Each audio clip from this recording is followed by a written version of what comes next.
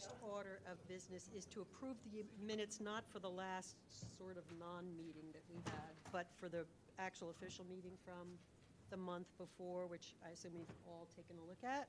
So I will entertain a motion to approve. Anybody? Make a motion to approve minutes.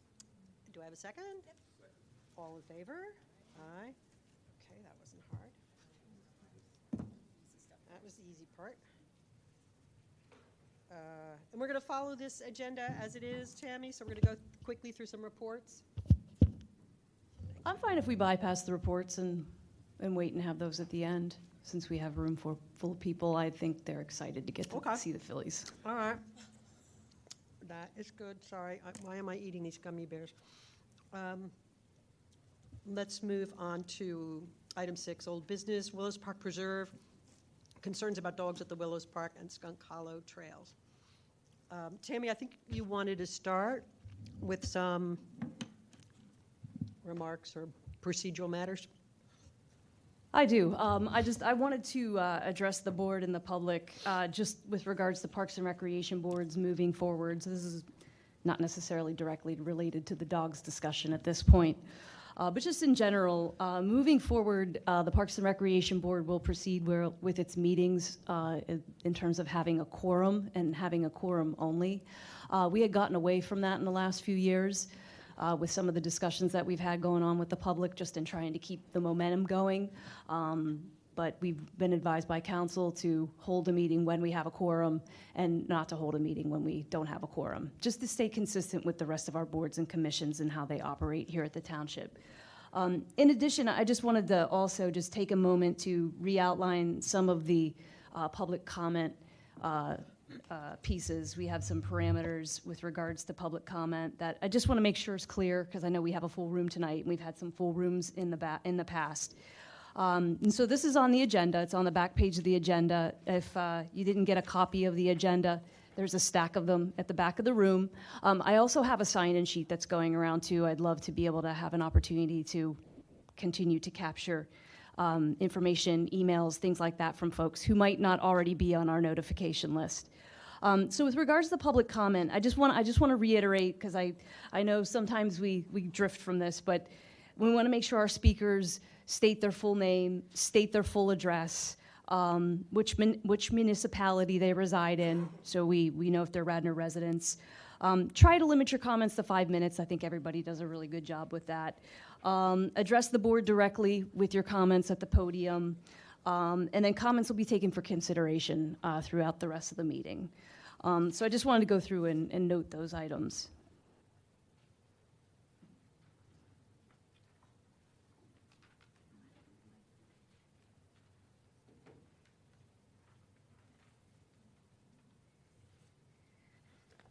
Ian, if you could switch over to the screens. So I have a presentation plan tonight just as an opportunity to but just get us all on the same page with regards to the agenda item that we're looking at here tonight, that we've been looking at for a while, since October of 2020. This item was first denoted as the Willows Park Preserve, concerns about dogs at the Willows Park and Skunk Hollow trails. So I just wanted to kind of take a minute to just look at that. So initially we talked about the Willows Park Preserve as far as the standpoint and basis for this conversation, because we had concerns about dogs running in and around the mansion now that the operation for events and weddings have gotten back under operation under the WPP. Formerly they had been conducted by the township, and then of course the operations had ceased in 2013. So I just want to make sure moving forward, it's not really a WPP, a Willows Park Preserve issue necessarily. So it's morphed. So I left it on the agenda this way this time because I didn't want to look like we were, just deleting it without an explanation. But if this is a conversation that does continue, we'll remove it because we don't want to have a black eye on the WPP, because this really isn't their focused issue right now. In fact, we've taken some steps to try to mitigate all that I had just talked about with regards to the mansion. So tonight we do have this focused agenda item. We are going to talk about the Willows Park and the Willows trails, as we refer to them, but they're really the Skunk Hollow trails, and we'll look at some of the reasons and history for why that has basically occurred. I also want to take a step back while I have everybody in the room and captivated. The Radnor Township is updating its comprehensive plan. So if you get an opportunity, there is a card at the back of the room. It has a QR code on it. This is really a great exercise for everyone to participate in throughout Radnor Township. An operation like this comes along every 20, 30 years for folks to get involved with. So I just wanted to take a moment while we have a lot of people sitting in the room and probably a lot of people that are going to watch this meeting to take a look at that and consider participating, and at a minimum, consider just filling out some of the questionnaires, because this has a lot to do with how the township will develop over the next, as you can see, 2035.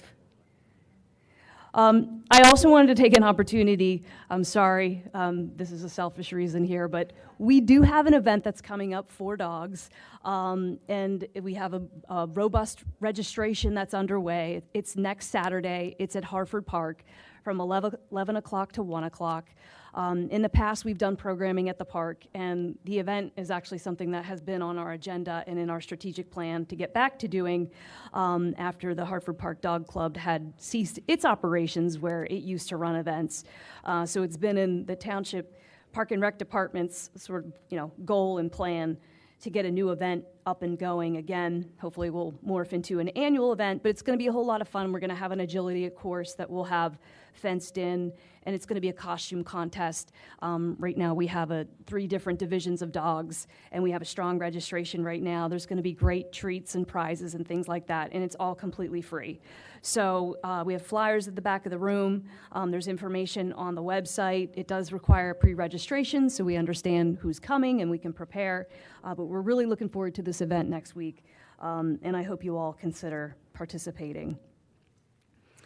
With regards to dogs in the parks and our topic tonight, I wanted to take a look at the distribution of the parks throughout Radnor Township, where dogs are permitted and dogs are not permitted. As we've been having these discussions in the last few years, Radnor Township and the Park and Rec Department has gotten feedback to indicate that we're no longer dog friendly, we no longer welcome dogs. And I just want to make sure we take a step back from that and recognize that we still have a considerable amount of parks, about 50% of our parks where dogs are still permitted, 50% where they're not permitted, of course. So I think we've been very dog friendly. I think we're just trying to keep these conversations going and have a good, welcoming experience for everyone. And then, of course, highlighting a little bit more closely, as I zeroed in there with the red box, showing the Willows and showing Skunk Hollow and then Sawmill. The Willows Park, often I know, is thought of as a place where dogs are permitted, but it's actually, since I started here in 1999, it's been a no dogs permitted park. So I just want to make that distinction. We didn't recently take away those rights. It's just because of the overlap of the 2 sites where I think there's confusion, because even I still refer to it as the Willows Trails, but really we're sort of halfway into the Skunk Hollow Trails at some point, and we'll look at that demarcation line soon. And historically, that really just has its roots in the operation of the mansion. The township had operated it for weddings and events for years and years, dating back to the 1980s. And I'll venture to guess that that's probably why the Willows became a no dogs permitted site and park.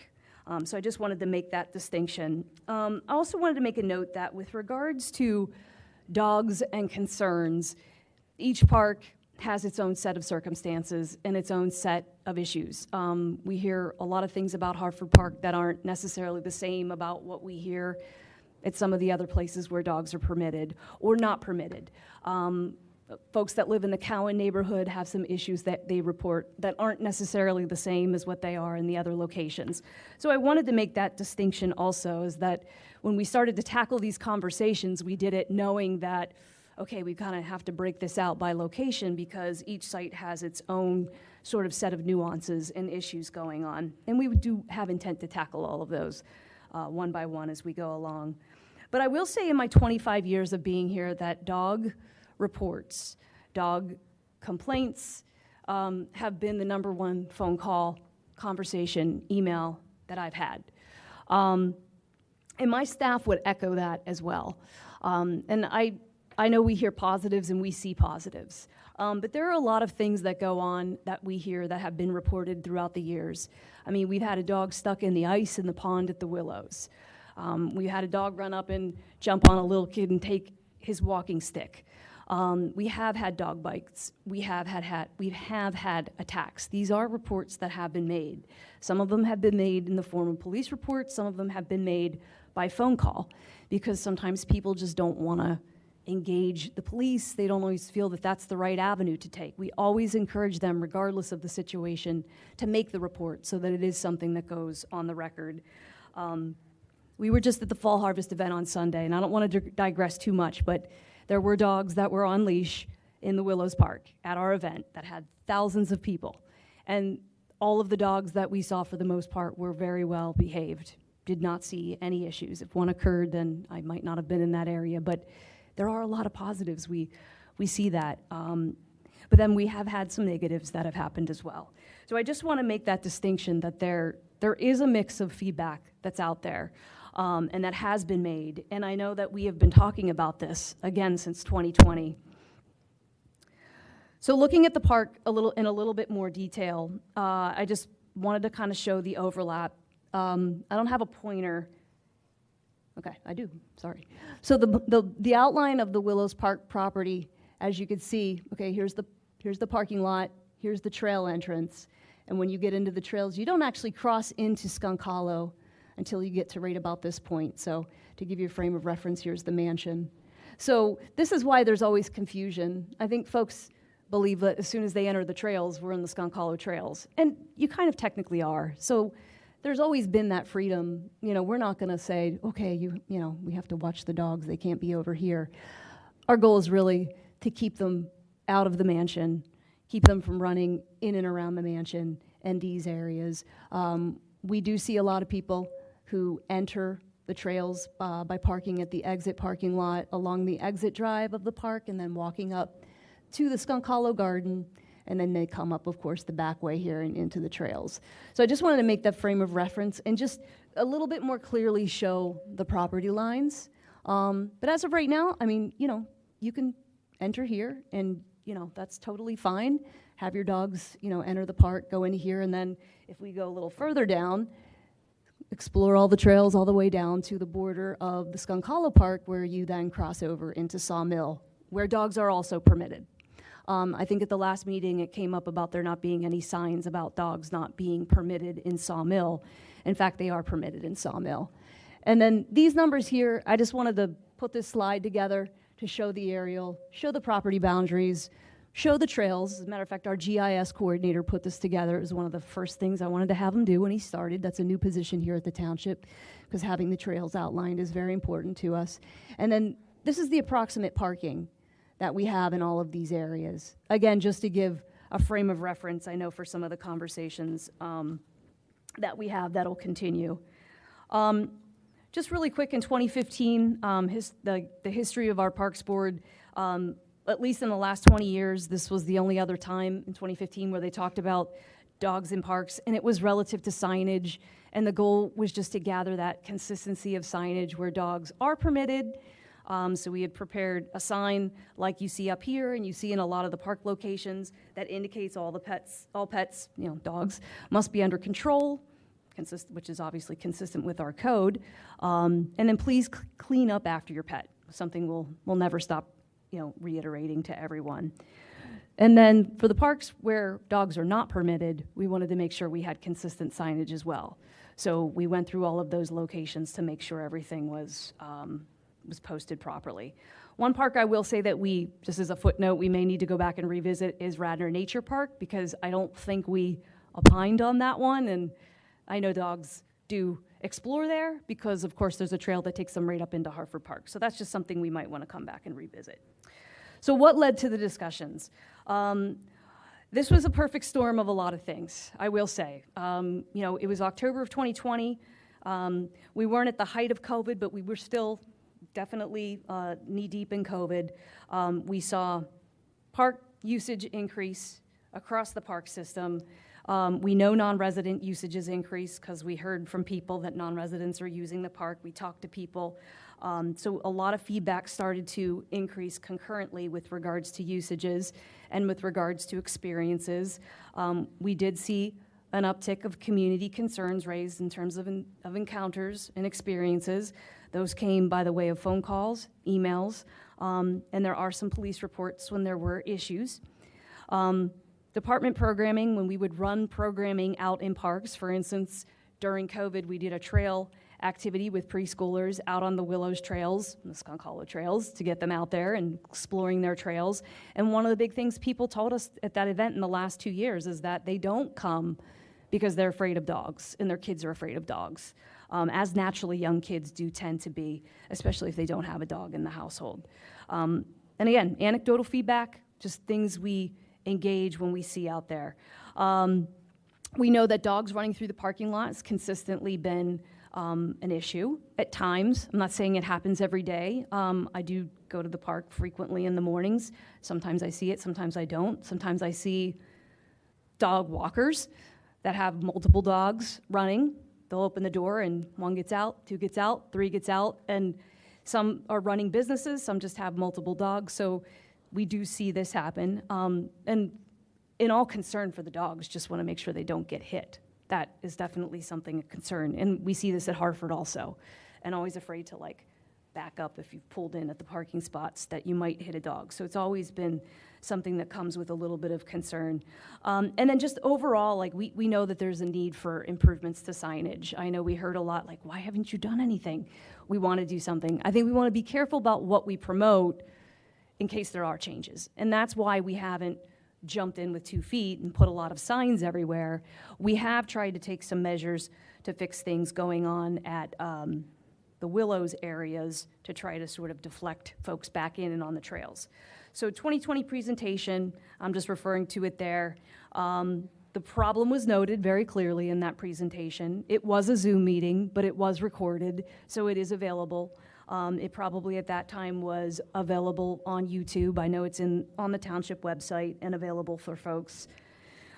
These were just some pictures that we know were recently taken at the Willows, where we've had runaway dogs. Lost dogs has actually been a really big issue, and I did look at some of the police reports. There were a lot of lost dogs. I was hoping that they found their owners, because I don't get that piece of it. So again, I had mentioned the Willows. The picture in the upper right when you drive in, does talk about strictly prohibited, and pets is outlined on there. When you get to the turn, before you go to the parking lot to go back to the Skunk Hollow trails versus going left to the exit, we do have a no dogs except on trails sign. I believe that was put up within the last year, so it hasn't always been there. Again, strides we've been trying to take. And then obviously we tried to put the no dogs beyond this point sign. Somebody keeps knocking it over though and ripping the sign off. So I know there's another one that was there by the chain also, so we do keep losing it. And I don't know if it's a dog walker just that's, aggravated and insists on being, in the Willows Park, or maybe it's just somebody just doing something bad. It happens, stuff happens in our parks. In that presentation, there was a discussion on the Township Code in terms of the regulation and the restricted activities, particularly with regards to parks, with regards to dogs. This is where a lot of the confusion comes in, where the code discusses, pets may accompany their owners when under control, except in the areas specifically posted against pets, which we know under the policy we have various parks that we do prohibit dogs within that aren't outlined in the code but defined within the township policy. So then we also have the township, I'll call it the at-large clause within the ordinance, where it's talked about dogs shall be deemed at large if unaccompanied by the owner and not on a leash. I think what we've learned from our council is that it's fine that those two don't mirror one another, and that the park exception is an exception basically to the overall prohibition that sits out there, which is a great thing. I think someone was thinking about the parks when they put that together to ensure that there are opportunities within our parks to share them with our dogs. And then obviously at the end of that 2020 presentation, October 2020, was a discussion about just reevaluation. So that's where we've come. And in that time, if you add up all the meetings and all the discussions, we've had 34 discussions since October 2020. So we've had a lot of meetings. We've even when we have gone on location to the Radnor Township Civic Association and we're talking about Odorosio Park, we still were talking about dogs. So this has definitely been a public discussion. It's not something that hasn't been transparent in any way, and something I know that the Parks Board has taken very seriously in trying to engage everybody and anybody as much as possible. So I just outlined sort of in summary the steps there. And then if we look at where we go from here, we have a discussion tonight. If there is some impact to the ordinance in any way, it is something that will move on to the Board of Commissioners for them to review. So it doesn't just stop, like our conversation doesn't stop here, and then we implement the policy. So I just wanted to make sure that that was clear. I had a lot of discussions with a lot of people over the last year, really. And I think folks think that it just kind of, it's here and it ends here, but it would, if it was an ordinance change, it would require introduction, it would require 20-day notice, and then it would go on for adoption. And then I'd have to consult with our legal representative, but I think there's still even a window of appeal, if I'm not mistaken, in order for it to be formally adopted. So there would still be plenty of steps to go if there was a specific ordinance policy change. Questions came up about the Board of Health and their role. My understanding in talking with their current president back and forth to see, or current chair, what they're doing, they're not currently having an active discussion, but they did talk about rabies. They talked about rabies avoidance, and it sounds like more of the health matters concerning dogs. So ensuring that all of the Delaware County Health Department rules and regulations and immunizations and things like that are being followed, and ways to communicate with residents and ensure those things are happening, and also discuss safety and rabies with regards to parks. And I think just overall saw if there were leash requirements, it might be a better way to control rabies, but at this time the Board of Health is not having active discussion. Now whether or not that ensues on the horizon, I just wanted to make that distinction because again, I know that was another question that has come up, and we've talked about the Board of Health as we've moved along in our discussions. Communications. So communications on this, as I talked about, it's been 34 meetings. We've really done a good job of trying to keep a hearty e-notification list. There's a sign-in sheet actually that's at the back of the room tonight. I would encourage anybody, if they're not on that list, to join it. If nothing else, just for general communications also about the park, about things that may go on with regards to the trail, the event, of course. I'd love to share that kind of stuff as those things come available. It's been great to have that engagement. And it's been nice to hear from people and talk with people. I wish I had an opportunity to meet with everyone and talk with them and engage with them. But I will say the amount of emails and communications have been overwhelming. It has been a lot. So if you didn't get a quick message back from me, that's why. But all of your messages were shared with the board. We have an e-newsletter. We have over 13 subscribers. Information has been in there for the better part of the last year. The website's Parks and Facilities page has information where we've tried to update when meetings are coming up. And then we had the Take One boxes. So those are the boxes that you saw at the trailhead.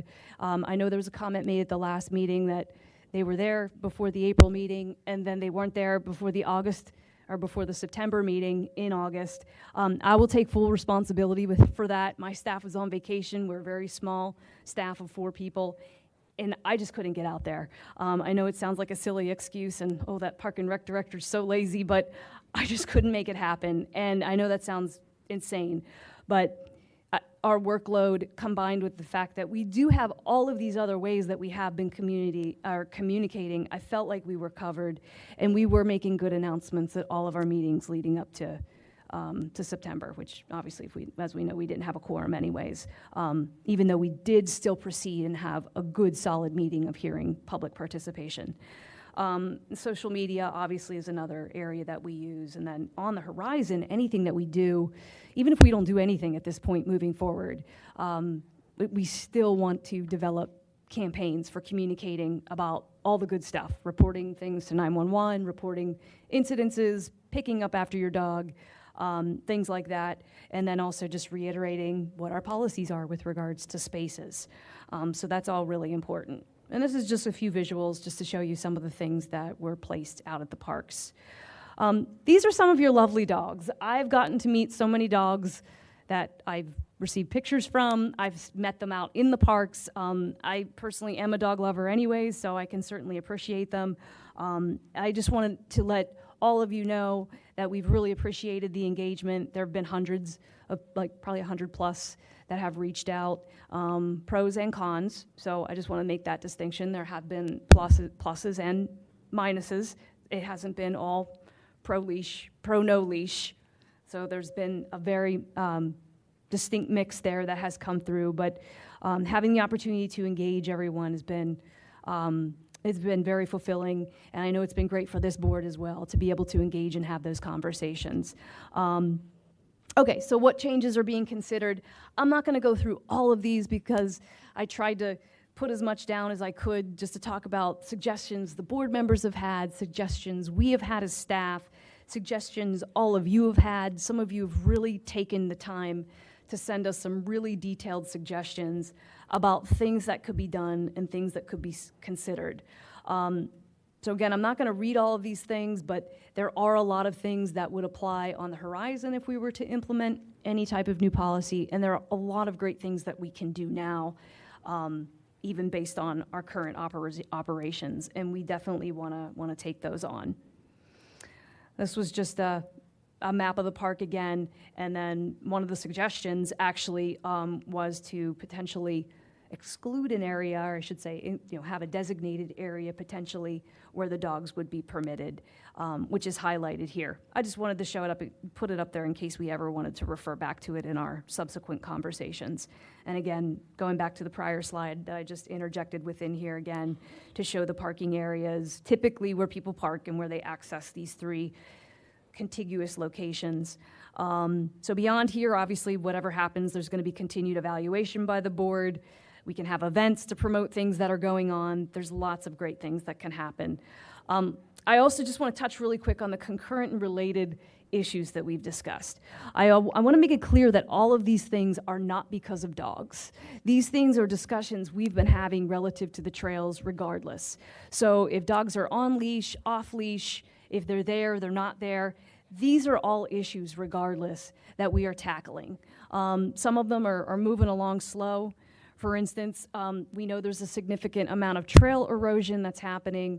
We're looking at rerouting. We have some rerouting plans. We're going to be engaging volunteers on the horizon to try and make some of those things come to fruition. We know creek bed erosion, general erosion from storms and exposure is huge. Tree loss is a big issue. It's actually aggravating erosion as well because it's opening up areas where there's no root systems and trees any longer. So tree plantings are actually something I suggested to the Shade Tree Committee that we might want to consider within the trails. I know it's hard to get back in there and water, but it probably is something that we're going to have to consider at some point because we have lost a lot of trees over the years. Cell phone service is still an issue. We tackled that one several years ago, probably like 13 years ago now. So there's a lot of things, but I just want to make sure that it's clear that the dog owners don't think that this is because of them. Like, these are just issues that are there because of the use and the accumulated use, obviously, that has occurred. So this is just a reminder, please clean up after your dog. I still see dog excrement all over the trail. I know there's people out there that swear it's not there, but it's there. We see it, so just try to do the right thing.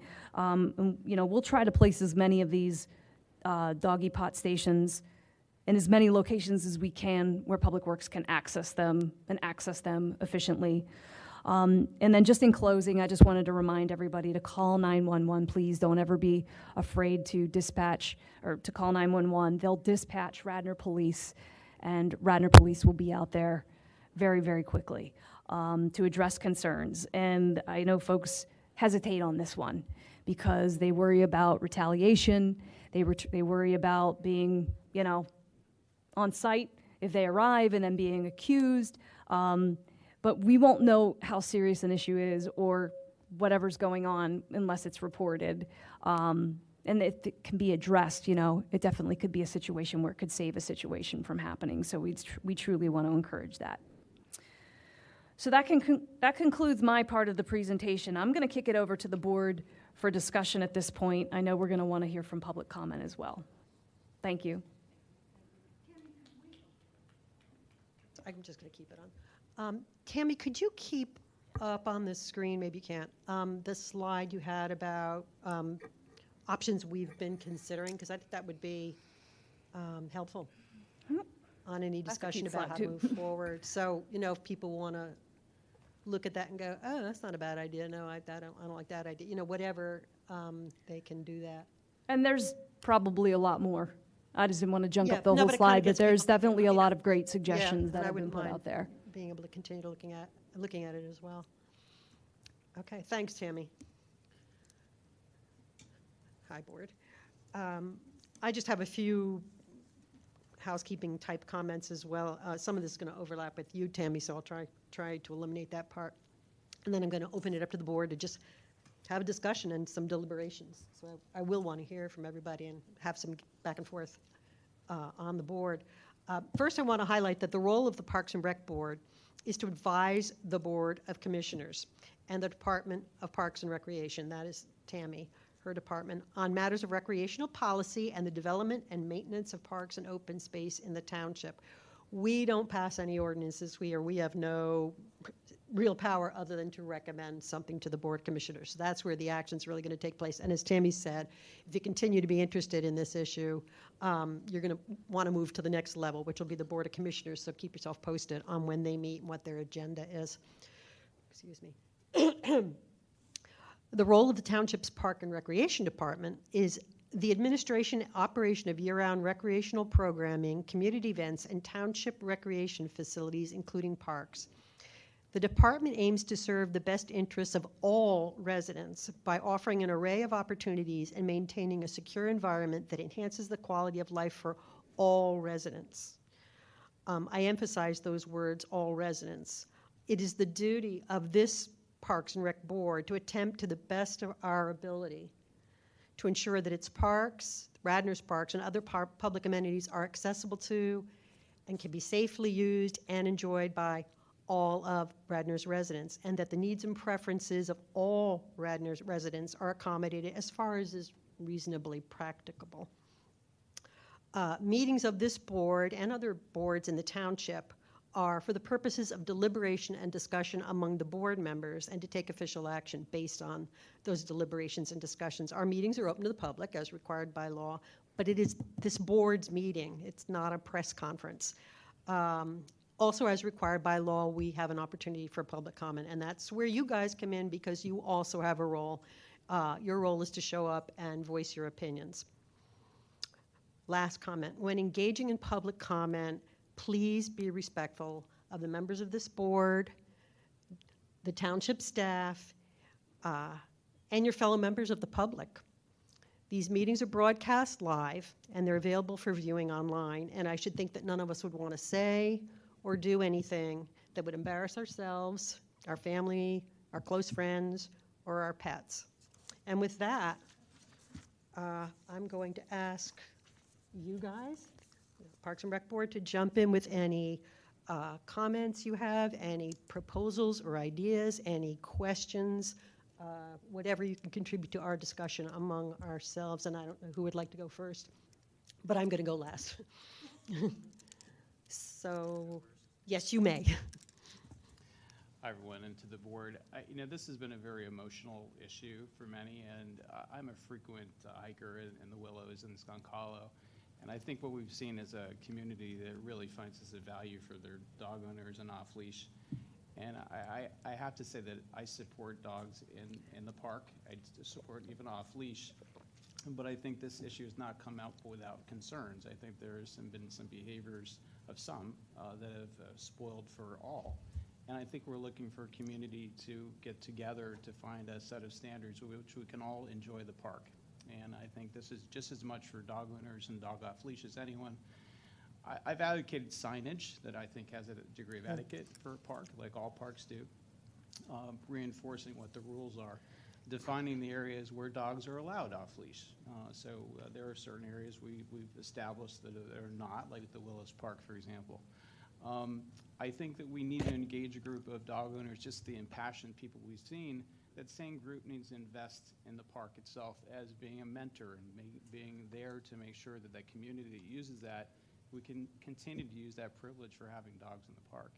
So I think there's lessons learned with this, but I also think that we need to come to some conclusions, because I think this has drug out to the point that many still feel that there's an issue of the dogs will be removed from the park, and it's been polarized to a degree.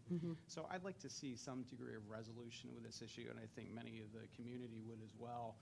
Just to put our recommendations forth that, for myself, it's not to end this practice, but to just make it better for everyone. Signage, just define areas, making sure that we can support a community that can self-police that area.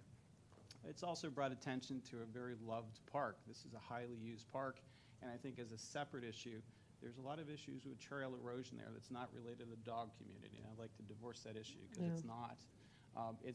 Everyone's using it and loving it, and if you've used that park recently, if you use it in 10 years, you've seen roots popping up, you've seen erosion, and love parks need help, and this is one of those areas, and I think, Tammy, you've gone to address this, that some of those trails need to be improved, and I think it goes to the safety. So it's a bigger issue in some ways, but I think, again, we just need some resolution and recommendations tonight, and my primary one's in signage, zoned off areas to make it clear, a degree of signage that includes basic etiquette, including curbing your dog and making sure that they're under control, and making sure we have a group that really can help us monitor that park and contribute to trail maintenance, to behaviors that are seen, and establishing a way we can report troublesome animals, perhaps, that may be, disruptive to everyone's time there. So I think it's a reasonable community response. It's a measured response that really treats everyone respectfully and makes sure that we can have dogs in the park. So those are my 2 cents. Thanks, Clark. Anybody else want to speak up? Go ahead, Christina. So one comment that I've been hearing is that throughout the meetings, and I've been at most of them as well, and I am a 100% dog lover, I have a golden retriever, is that a lot of the people that have attended the meetings that are dog owners have said that there is little to no representation on the other side, the people that are going. All I'm going to say is that there are people that perhaps don't even know that this meeting happened because they don't have a dog. They may use the park. They may have never had an issue, but that doesn't mean they're not opposed for dogs being there. So for example, if you have people that go to the park, they don't have a dog, they have kids, they've never had an issue, if they were here and heard about this meeting, we don't know what they would say, right? Because this meeting seems to be getting the attention of dog lovers and dog owners. All I'm saying is that I'm very confident to say that I don't think we have representation, and we've said this is because maybe we're not reaching out and grabbing them, because this is a very it seems to be focused on dogs and the meeting of dogs. So I believe signage and going out and talking to people, but I don't think that side has been targeted to be able to come to the meetings. Or there's also been some people that have said that they don't want to come to the meetings because of retaliation.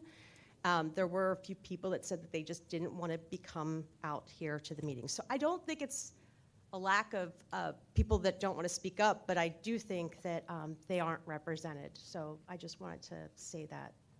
That's all. Yeah, I'm actually going to jump in, even though I swore. We have to be careful about using the concept of majority, because it's clear that a majority of the folks who've been showing up at our meetings are in favor of dogs in Skunk Hollow being allowed off leash, but it's a majority of people who have dogs that they walk off leash. So of course it's a majority. It's not necessarily a majority of the people who use Skunk Hollow, the people who would like to use Skunk Hollow. It's not necessarily a majority of people of the township who may not even set foot in Skunk Hollow, but have a sense of making sure that the parks are available to everybody. enjoyable by everybody. So we just have to be careful with the word, with this sense of, oh my God, the majority of the people who spoke up at the meeting are all in favor of, continuing to have dogs off leash in Skunk Hollow. Well, yeah, it's true as far as it goes, but it doesn't necessarily mean that that's how the entire township feels. Just a point, so I'm just really basically restating what Christina said. But we also have to be careful about what the majority does with its power, which I brought our little buddy Alexis de Tocqueville with me on the tyranny of the majority. We have to be careful that just because on some matter there is a majority, that the minority gets squashed and has no rights and freedoms at all. We're beyond that. We want to be able, I think, to make sure that this embarrassment of riches that we have here in Radnor Township is available and enjoyable by everybody and accommodates everybody's needs and everybody's preferences to the extent that it's reasonably practical. It's just basic sharing of our public property. So that's it. I'm going to back off again, but I wanted to follow up on your comments because it's been something that's been, did you want to talk, Clark? It's been something that's been weighing in my mind. Yeah, go ahead, Clark. I just had two other important points that I wanted to bring up. I know that at times it's been designated off-leash times and days. I'm not supportive of that, and I think it's going to be extremely hard to legislate and enforce. I realize that it also puts some people at a disadvantage whose that's their time to go. So I don't think that's a great model. I'm also strongly supportive of the off-leash zones, and I like the addition of even the willows near the parking lot. I just think it again expands opportunities for smaller pets, for example, and I think it goes to providing for that niche as well and giving some degree of safety. So that's another topic up there I think that it was important that I advocate for. Yeah, I remember you expressing that opinion earlier, so I sort of knew that's It's part of the solution. That's what you felt. Howard. I'll say I'm not a dog lover, but I don't hate dogs either. God. Okay, that's number one. Thank you, Tammy, for the diagram as well, to outline Skunk Hollow and Willows and everything. Me personally, I think we're going to have to. There's going to have to be a lot of give and take here. Outside of having scheduled time for off-leash and leash dog time, I don't see where we're going to come to any kind of agreement anywhere else, because you're being respectful for those that don't care to be around dogs, yet we're also giving those that have the dogs their freedom too to walk in the community as well. I just feel like with all the time that's gone into this, it's gonna take some real hard decisions on the community's part to say, okay, we've got to give and take here and to be equal with everybody. For those that are apprehensive around dogs, such as myself, I would love to, and this isn't the reason why I haven't gone there, I would love to go there, but when I do see dogs, a dog's a dog. If it's off leash, you don't know whether or not that dog's going to come up and jump on you or not. That's just the way I feel personally. But I do think that outside of having a time frame for dogs off leash, I just don't see us coming to any clear-cut decision. I'm in agreement with the signage and things like that, but I don't see any other way to make this work. That's my opinion. That's all I have. Thank you, Howard. Claire. I've been on this board for, I don't even know how many years, but it always strikes me when we were grappling with really kind of tough topics is how fortunate we are to be doing this. We have exquisite parks in our community. We have an amazing Parks and Rec department. Tammy, this presentation, which has been building over a year, and I think it goes back even farther, really clarifies all of the things that your department and this township has been working on and working with. And, you know, I really appreciate learning along the way. I mean, do all of us know how many parks are off-leash or on-leash or dog parks? So as we've been working through this, we've really put together some parameters of how many awesome things are in our community and our parks.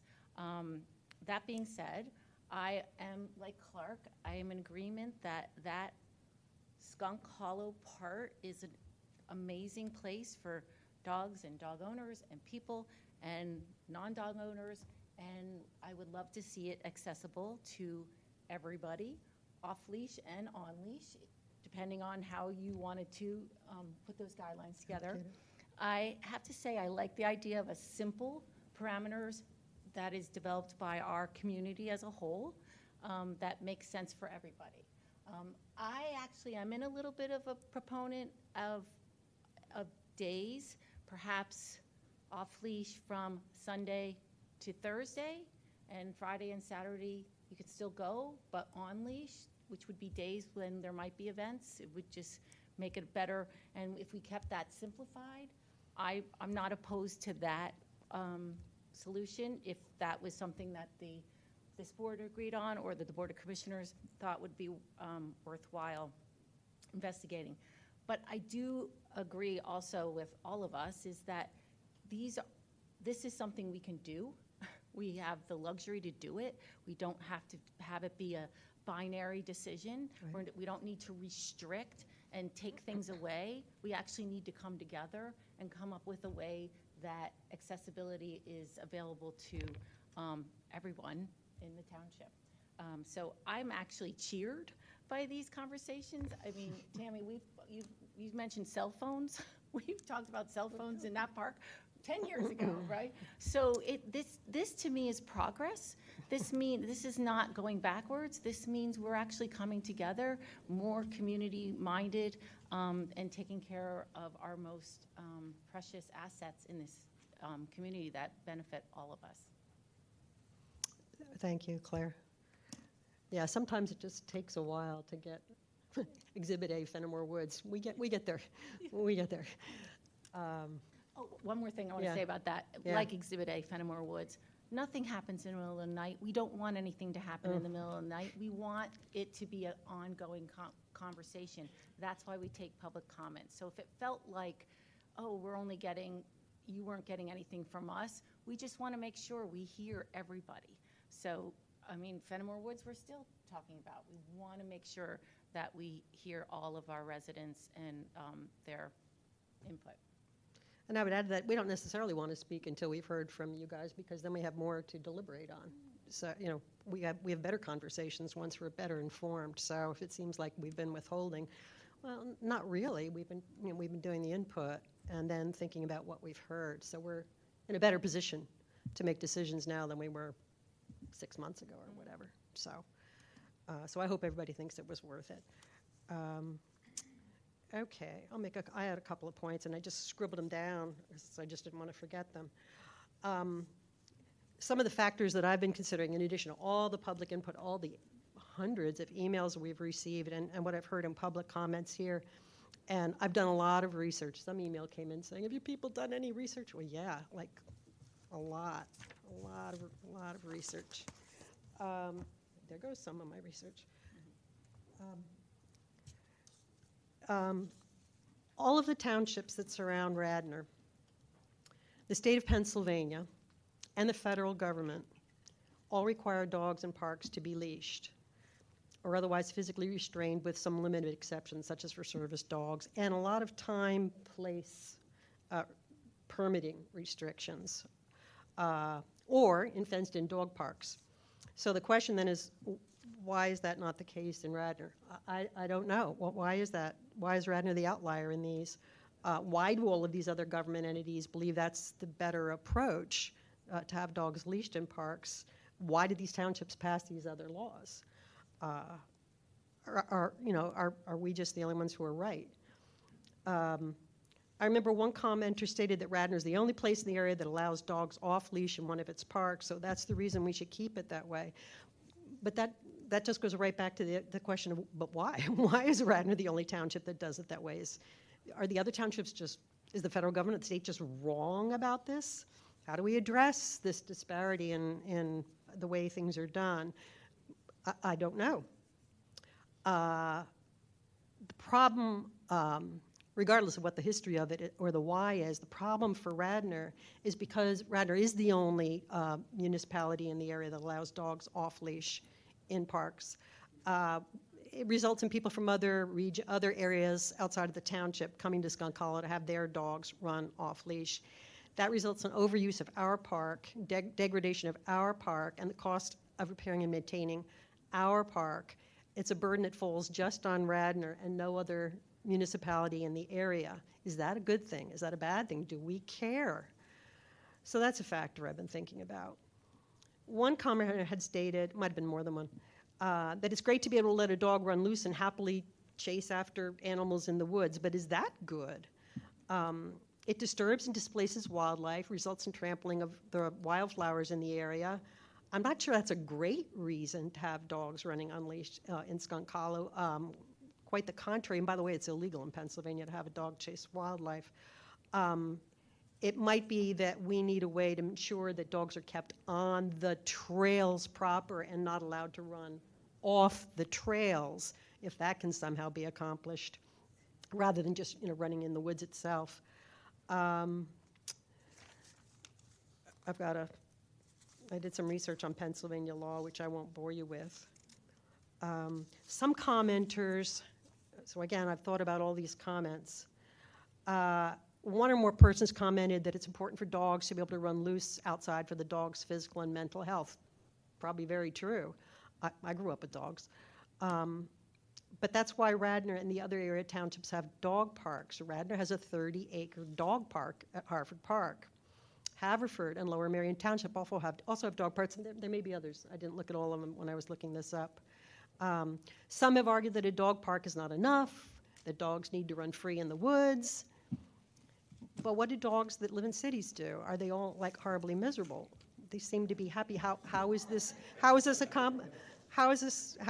yeah, I have lots of relatives who live in Baltimore and they have dogs. Is it cruel to have a dog in New York City? In Central Park, which I thought was interesting, I know you don't like this, Clark, there are areas where dogs are not permitted at all, kind of like Radnor, and then about a dozen zones where dogs are permitted off-leash. I love this. Only from 6 a.m. to 9 a.m. in the morning and 9 p.m. to 1 a.m. at night, the city that never sleeps. And that's the sort of compromising and sharing a public space that I have to admit, I sort of like that approach. That is the approach that Tredyffrin and Lower Merion take. They have specific dates and hours when dogs are permitted off leash in certain of their wooded parks. I forget the name of the big one. I always Rolling Hill or something like that. Huge park. I kind of like that. I don't know how hard it is or is not to enforce. Enforcement's going to be an issue for sure on anything. We know that. But it seems to work in a lot of townships and municipalities that have really given it a lot of thought. So I kind of like that idea. What about Washington, D.C.? There's another city. Rock Creek Park. I lived in D.C. for 7 years. Same thing. Dogs have to be on a leash. Why? They say, to ensure the safety of your pet, to reduce conflicts with other visitors and their pets, to limit potential exposure and spread of disease, to protect wildlife, and when they talk about Rock Creek, stay on designated trails, yes, rather than running at loose in the woods. I think that's really important. Going off trail can damage or kill certain plant or animal species and can hurt the ecosystems that surround the trail. Walking in areas that aren't designated as trails divides and fragments the forest and can help give invasive species an advantage over native plants. So I like what they did at Rock Creek Park. They explained why, which is always very helpful because then it's easier to come up with rebuttal arguments. Some commenters have noted that after being chased or barked at or jumped on or knocked over in Skunk Hollow, the dog owner or handler has said to them, "Oh, don't worry, he's friendly." The problem is, and I think you said this, Howard, and it's happened to me, most people don't want to be jumped on or knocked over by a dog. Well, this is more Claire's point, I think. Most people don't want to be jumped on or knocked over by a dog, even if it's just being friendly. Most people don't like getting mud all over them from a dog who's just been swimming or walking through that muddy area by the boardwalk. And even if you know your dog is friendly, which I'm betting 95, 98, maybe 99% of you here have very friendly dogs, and you're very responsible and respectful. That's why you're here. A person walking in Skunk Hollow who's being approached by an unfamiliar barking dog at a rapid pace with no owner in sight does not know that your dog is friendly. And it can be a very, very frightening experience, even for someone who's not especially afraid of dogs. Is it fair to tell such a person, too bad, go walk somewhere else in another township? One or more commenters has stated that dogs on a leash are more aggressive when they encounter another dog because they're stuck, essentially, and can't run. They have to sort of dig in and hold their ground. And that may be so. I don't know. That may be so. But if the other dog is on a leash, the two dogs can be separated by their owners. When the other dog is off leash, especially when the owner's nowhere in sight, that's very difficult to do, if not impossible. Is it fair to put the park user with the leash dog in that position? I have seen this, and I have heard this many times in Skunk Hollow, and it's awful, even if it's not my dog. Many people have commented on the camaraderie that develops between the dog owners who walk their dogs at Skunk Hollow, and that is great. That is why we have parks. We want people to connect and form relationships. But is it not possible to have such camaraderie when your dog is on a leash? Does camaraderie only exist between, may I please, may I please, may I please? Is it not possible to have camaraderie between dog owners who have their dogs leashed? Is it fair?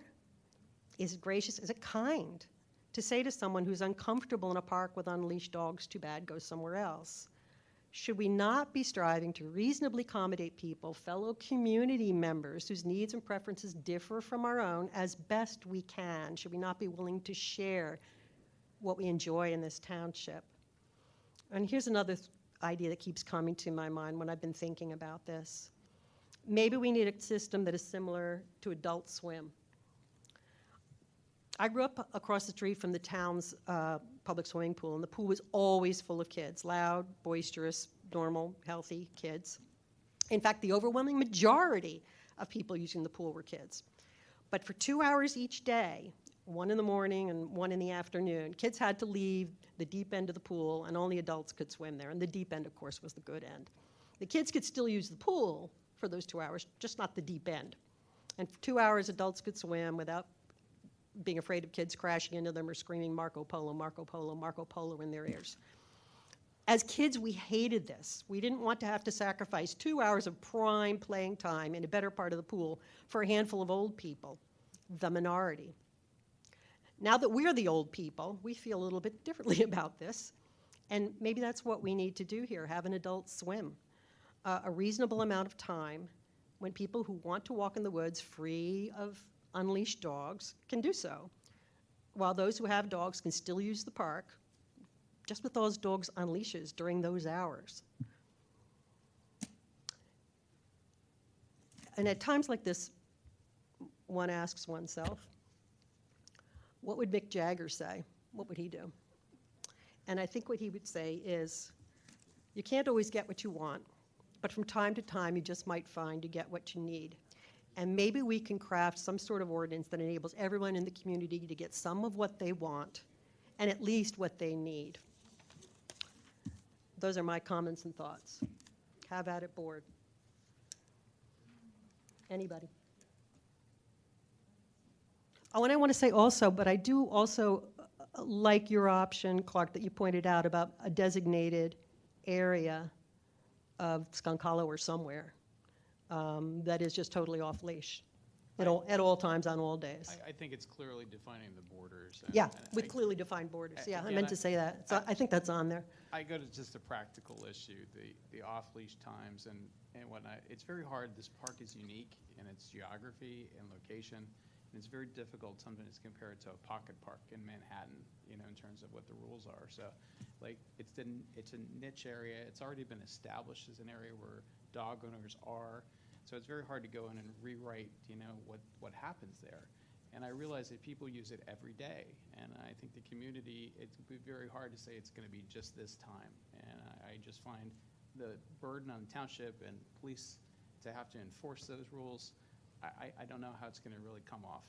I just think we need more of a defined area, established rules, and realize it is a privilege that for which township supervisors could look at some point if there are incidents that happen. Ultimately, a privilege could be lost. But I think right now it's a time to prove that we can respectfully use that area where dog owners off-leash can intermix with hikers. We have respectful rules, knowing there's a process to report if there's issues. And I think that's what we need at this point. When individuals are acting outside of the boundaries of common etiquette in a park, whether it be a hiker or a person with their dog, I realize that we have to have a degree of etiquette in that park. And I just think the off-leash times are going to be very extremely difficult to enforce. So I think this is just a time to reboot proper use of that area and have a proper etiquette in that park. So those are my 2 cents. Claire? I just wanted to add about I'm not so sure if the solution or the suggestion for a solution to have leash times, just maybe a day or 2 a week, where it would not necessarily be like something that had to be enforced, but that it was a guideline to get us started on perhaps suggesting, people are going to break the rules, but if you had the option to know, okay, I'm going to bring my dog off leash, I bring my dog off leash there all the time, and he loves it, is that these are the better days, and the days, a Friday and a Saturday, or just a Saturday, when those events are around, I might choose not to bring my dog that day, and if I do, I would use a leash. If a guideline, an etiquette, rather than enforcement. That's kind of how I see. We currently have one trail there that's quite dangerous and has a fence and it has a sign that says "Do not go here." But routinely, you'll see people go around that fence. Yes, yeah. So it's how do you stop people from exercising that when we can't even stop people from falling off an embankment at this point. Right. So I just find we're not putting officers in that area and taking them away from their duties elsewhere to police this. So I just think it requires a responsible community, which we have, and making sure we follow the basic set of common rules as citizens to make sure that we respect each other, whether you're a dog owner or a hiker. And I think that's where we need to be. I think the problem with that, though, is enforcing etiquette is even more difficult than enforcing an ordinance or, following a fence or whatever. It is. And I do, But if there are events that are occurring, for example, an injury or someone that's injured by an animal, that changes the equation completely for a township who would basically say this is a privilege that is lost. So I think it's on everyone to make sure that the etiquette is important, because if there are incidents that happen with the increasing frequency, with the increased use, it's going to be a position that everyone's going to say, all right, this experiment failed. So it's a time for respectful use of that park. So I agree with, excuse me, I agree with not time, during the day where, okay, off leash, on leash. I agree with the days that would be, just say a Tuesday or a Thursday or something, you would be off leash.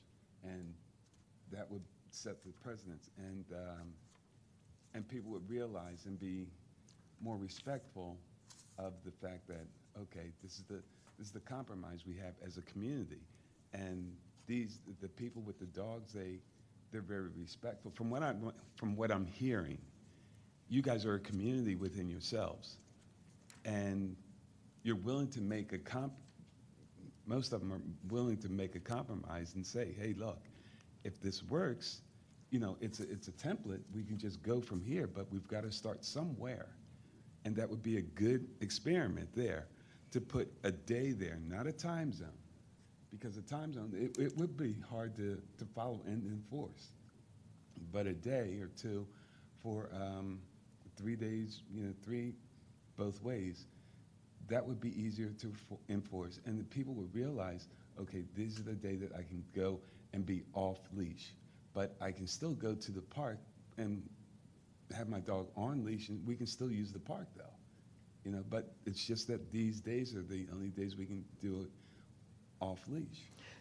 So Howard, what days would you take if you did it the day approach rather than the hour approach, or, morning, afternoon. Lower Merion does morning and late afternoon. I think Lower Merion's dawn to 9:30 and 3 o'clock to dusk, or something like that. So there's a morning off leash and an afternoon off leash. But would you be thinking something like, okay, when is there the most activity where it gets crowded and congested and there's the most risk of whatever, like a Saturday or a Sunday or Friday nights when there's events, or like, how would you choose the day? I think the most Or compelling days. argument to limit it would be the most high peak periods. Yeah. And it, unfortunately, is Saturdays or weekends where there's events going on at Yeah, the Willows. yeah. That would be, to me, the only real time, which it's unfortunate because that's the time where people also want to walk with their dogs. Yeah. But there are certain peak periods where I would be open to, that period is the right time to say, all right, not Saturday, during a high peak time. Yeah, well, maybe there's a hybrid, too. I mean, maybe you pick, I'm not necessarily saying I'm wedded to this, but maybe you pick, okay, Saturdays and Sundays, they're weekends, no, you can't, actually. Please wait until the public comment. As long as we talk about it, it's our meeting. It's our meeting. The public comes in when we have conducted our meeting. You can come and you can listen and you can comment, but it is the meeting where we discuss and deliberate. Correct me if I'm wrong, counsel? But thank you, please do stay. We're going to sit here and deliberate because we want to try and come up with something, and we can't do that unless we discuss among ourselves. Oh golly, Cliff, I'm sorry. I was thinking a hybrid where you do, say, pick Saturday and Sundays because they're so crowded. The game's going to start in 20 minutes. Where it's so crowded that maybe those are the days, but then dog owners would say, well, Saturdays and Sundays, or dog walkers want dogs off leash, would say, oh, that's the only days I really get to do it. So maybe that's where you do it half and half. You go, okay, if you get out there in the morning Saturday, you're cool. And if you get out there in the morning on Sunday, you're cool. But the events and the crowds and the picnickers and the whatever start coming out, like a little bit before lunchtime. So maybe you do, maybe even on a Saturday and a Sunday, the off-leashers have a designated time. But where it's peak time, where it's crowded, where there's greater risk or there's just greater use or something, maybe that's when the dogs have to be on leash. And maybe that spreads out the dog use too, so that it's not all at one time. I don't know. I mean, that's a possibility. The argument goes to reasonable use and everyone sharing in a way that I think that I fully recognize the need for off-leash in the park, but at the same time I recognize there's situations where we're really busy there and it's just not as appropriate. When it's Monday through Friday, the volume in that children are in school, it's much less impact during the week. And I think it's a time where many are there, but it's that peak Saturday that sometimes has the highest volume. I have a question about the approach of using I have a question about the location. I have a question. We are letting you comment during the public comment period. We can't conduct business unless we can discuss among ourselves. So during the public comment period, we will take public comment. And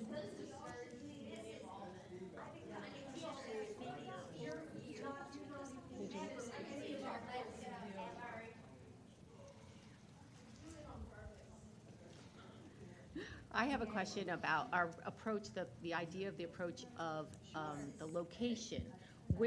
Tammy had that map. can Tammy put the map back up? Tammy, can you put the map back up?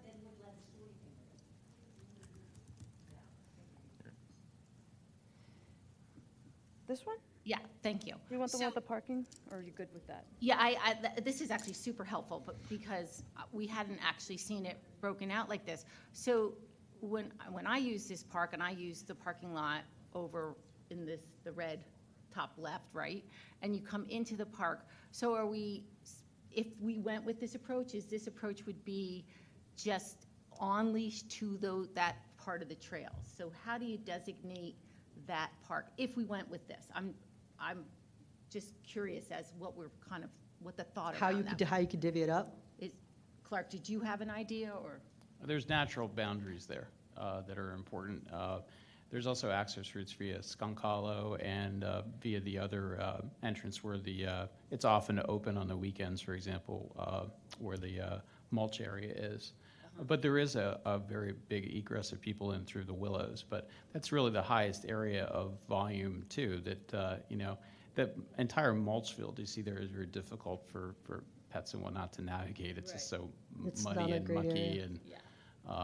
But it's a compromise to a degree because it allows free access for the people that want to use that area of the park, and recognizes that there's other areas that are not, and it does address the ability to not have to legislate times and whatnot. So it keeps a lot of the dog volume away from the areas that are most congested for a Saturday event, for example, where there's large crowds and whatnot. So. What I thought, when I've thought about that concept of divvying up a certain part, and Clark, maybe you're back there a lot too, maybe you can tell me why this wouldn't work so well, or Tammy, maybe you can, is Skunk Hollow has the north, what I call the north side of Darby Creek and the south side of Darby Creek, and it's sort of naturally divided by Darby Creek. And I wondered if that whole chunk on the south side of Darby Creek, with a really clear dividing line with the creek, would be a good option for that. I see some issues with that, including parking. I've talked with you about this, Tammy, a little bit, but what do you think? The footprint is small, and I think for most dog owners, they use that area where the water is. Well, yeah, you'd still access the water. Yeah, but it's just the crossover there pretty easily, and the majority are on the other side. That's where I think most people spend most of their time.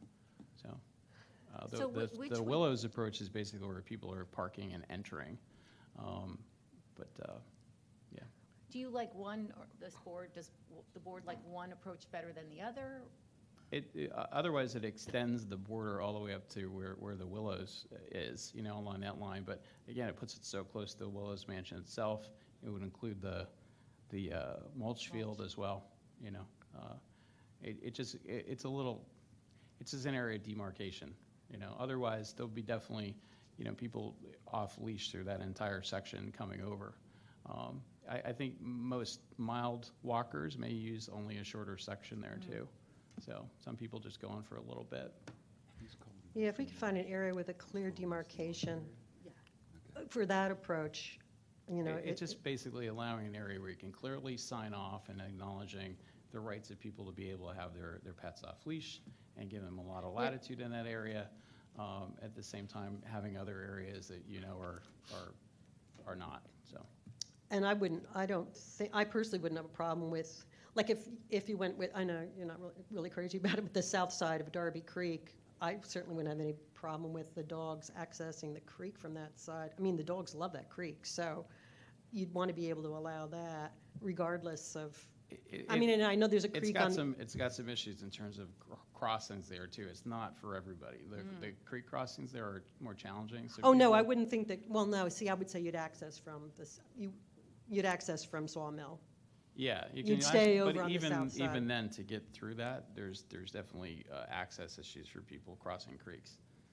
Well, there's that Thomas Run thing. That's a problem. Yeah, that whole that little guy that comes through. Yeah, you have to. Yeah, that's a pain. Yeah. But otherwise, it's kind of a nice loop. And access to the creek, because I don't think any walkers are really worried about the dogs playing in the creek. I mean, there may be environmental issues, but I don't know. I mean, Howard, well, you're not back there anyway. But I'm just wondering if that's, well, anyway, that was when I think about dividing it up on geography, that's the piece I think of. I've also thought about the part, and I just don't think it's big enough, that is, golly, but below Little Darby Creek and to the, oh, golly, how do you describe it? You know that one trail that's sort of on the crest of the hill that now you have to use? You can't use that other lower trail? Yes. So there's one that's higher up. Actually, that piece of property between that higher trail, it's kind of a slope, and it goes down to the remains of Paper Mill Road. Yeah. And then you hit Little Darby Creek. There's an area in there. Somebody has actually made a path through there, but it's small. But it's nicely segregated because it's that whole. And if there were a way to even use the mill race between the Skunk Hollow lower parking lot, you know, the one that's difficult to get in and out of. Right. And the old mill race there that connects to what I call the Boy Scout Bridge, that area in there at the confluence of Lower Darby and Darby. But it's kind of, you know, kind of hard to access. Yeah, I But think- anyway, I think the idea of having a designated area, if you could make it work, is one possible good solution. Also, if you define an area that's for free use, it also means you don't have to legislate as much as the time, you know. No, for I get individuals. that, I get You know, that. It's just your issue is when you have major events going on up there on a Saturday, and there's a lot of people. Well, that's the problem for that area, yeah. You know, it basically, you know, everyone is guaranteed they know have a great space to use. It's the most favored spot. And you can sign it and make sure that, you know, you have appropriate controls there. And then, you know, the rest is usable without having, it's a compromise is what it is. Yeah, So. yeah. I'm sorry, was somebody, Claire, were you going to say I'm something? curious if this board leans towards this compromise over the day compromise. For simplicity, Got it, yeah, put it on, Chris. mine's not working. It's not working? Here, use mine. There it is, it's on there. Oh, no, There you go. Thank you. For simplicity, I'm more in favor of just the days than to keep it clean and easy to follow rather than outlines unless it's that outlined. I mean, because I agree, I like your pool. The way that the pool was done, you know, it was like. Adult swim. Yeah, so even in Clemacrone, right, which I live near Clemacrone, and I don't bring my dog there, and I know dogs go there and we're not allowed. The enclosed area for little people that go in there, right, it's very designated, and everybody kind of does the same thing in that enclosed area, and that they kind of stick to it because it's a barrier, and it has signage, and it's a gate, and people close the gate. If we're going to go down this road, I like the days better because I do think that during the school year, yeah, you're not going to have little kids going through the park, right? You could have more freedom there. But I think that this might be a little tough because to enforce, but to have days might be. So I'm just more in favor of simplicity for people to still have their freedom and to line up too with some of the issues because I understand where Howard's coming from. If you want to go for a walk, and you've never owned a dog, and you don't want to own a dog, but you don't like dogs, and you like dogs, he should be able to go for a walk in the park without being, you know, kissed or hugged or licked by any dog. That's his freedom, right? Who are we to take that away from him and say, well, this is, you know, we don't have dogs on leashes. I just don't think that's fair, and I have a dog, and I get it. So, but I'm more in favor of simplicity. Mary, can I just jump in? Yeah, real sure, quick? Sean. Sorry, thank you. And for those that don't know me here, I'm actually, I sit not as a voting member of the board, but on the Board of Commissioners as well. So I take this information back, and I think that there's been a lot of great stuff that's been flushed out tonight. Tammy, your presentation is excellent. Mary, there's some hiccups with the meeting. You've done a great job letting everybody speak, and I'm sure you'll let the people in the public speak as well. So thank you for that. Just a couple quick things from everything I'm hearing. And Ian, if you can kind of bring back the other slide real quickly that had like a bunch of the stuff on it. The suggestions. So your thoughts are yeah, that's it. Like I look at this stuff and my concerns are there is no this. We were at the dog park or we were at the Willows for the pumpkin festival and I couldn't get cell service. So reporting to 911 is going to be difficult. And if you're up on one of those hills and you get pushed down, you know, it's not, you can call right away. You may have to walk, 5 minutes or something as someone's really hurt. I've taken my old dog to Hartford. And to Howard, to your point, I've been urinated on, I've been chop blocked, I've watched little kids, I've seen fights with other dogs. And, you do have, freedom to do stuff, but you should also have freedom from stuff is kind of how I look at this. And then the one more thing where you talk about defining borders, you can only define them with a fence. And I think that if you're gonna define a border, it's a fence.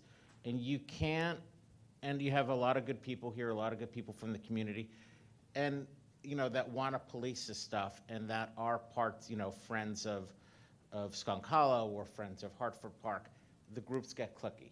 They get cliquey and they get cliquey real fast. That's number one. And then it becomes a problem of self-policing. And to me, the issue of listening to self-police, if people don't self-police with the waste on the ground, you know, it's not that I don't trust these people, it's just a limited number of people. There's, again, you can't legislate etiquette, okay? You need to legislate some kind of ordinance. And those are the things that I see are big issues. And finally, when it comes to the days of, you know, you want it in the morning or in the afternoon, it's a great idea. The only concern that I have is that you now have an influx of people that know we have to get here from 7 to 9 because it's off leash, and now you have you have the park being overpopulated as well. So these are, I think everything that you're fleshing out, I don't want, I mean, y'all know my opinion, and I'm not trying to say what my opinion is tonight, but this is great stuff that you're fleshing out, and it's great to keep having these conversations. You're not going to get an answer. You've had 20 meetings, and we're not much further. We've made more ground with Fenimore than we have with this. So, sorry, Kim. Well, You're rolling your eyes. We'll get somewhere. We may not. But thank you. Mary, but thank you.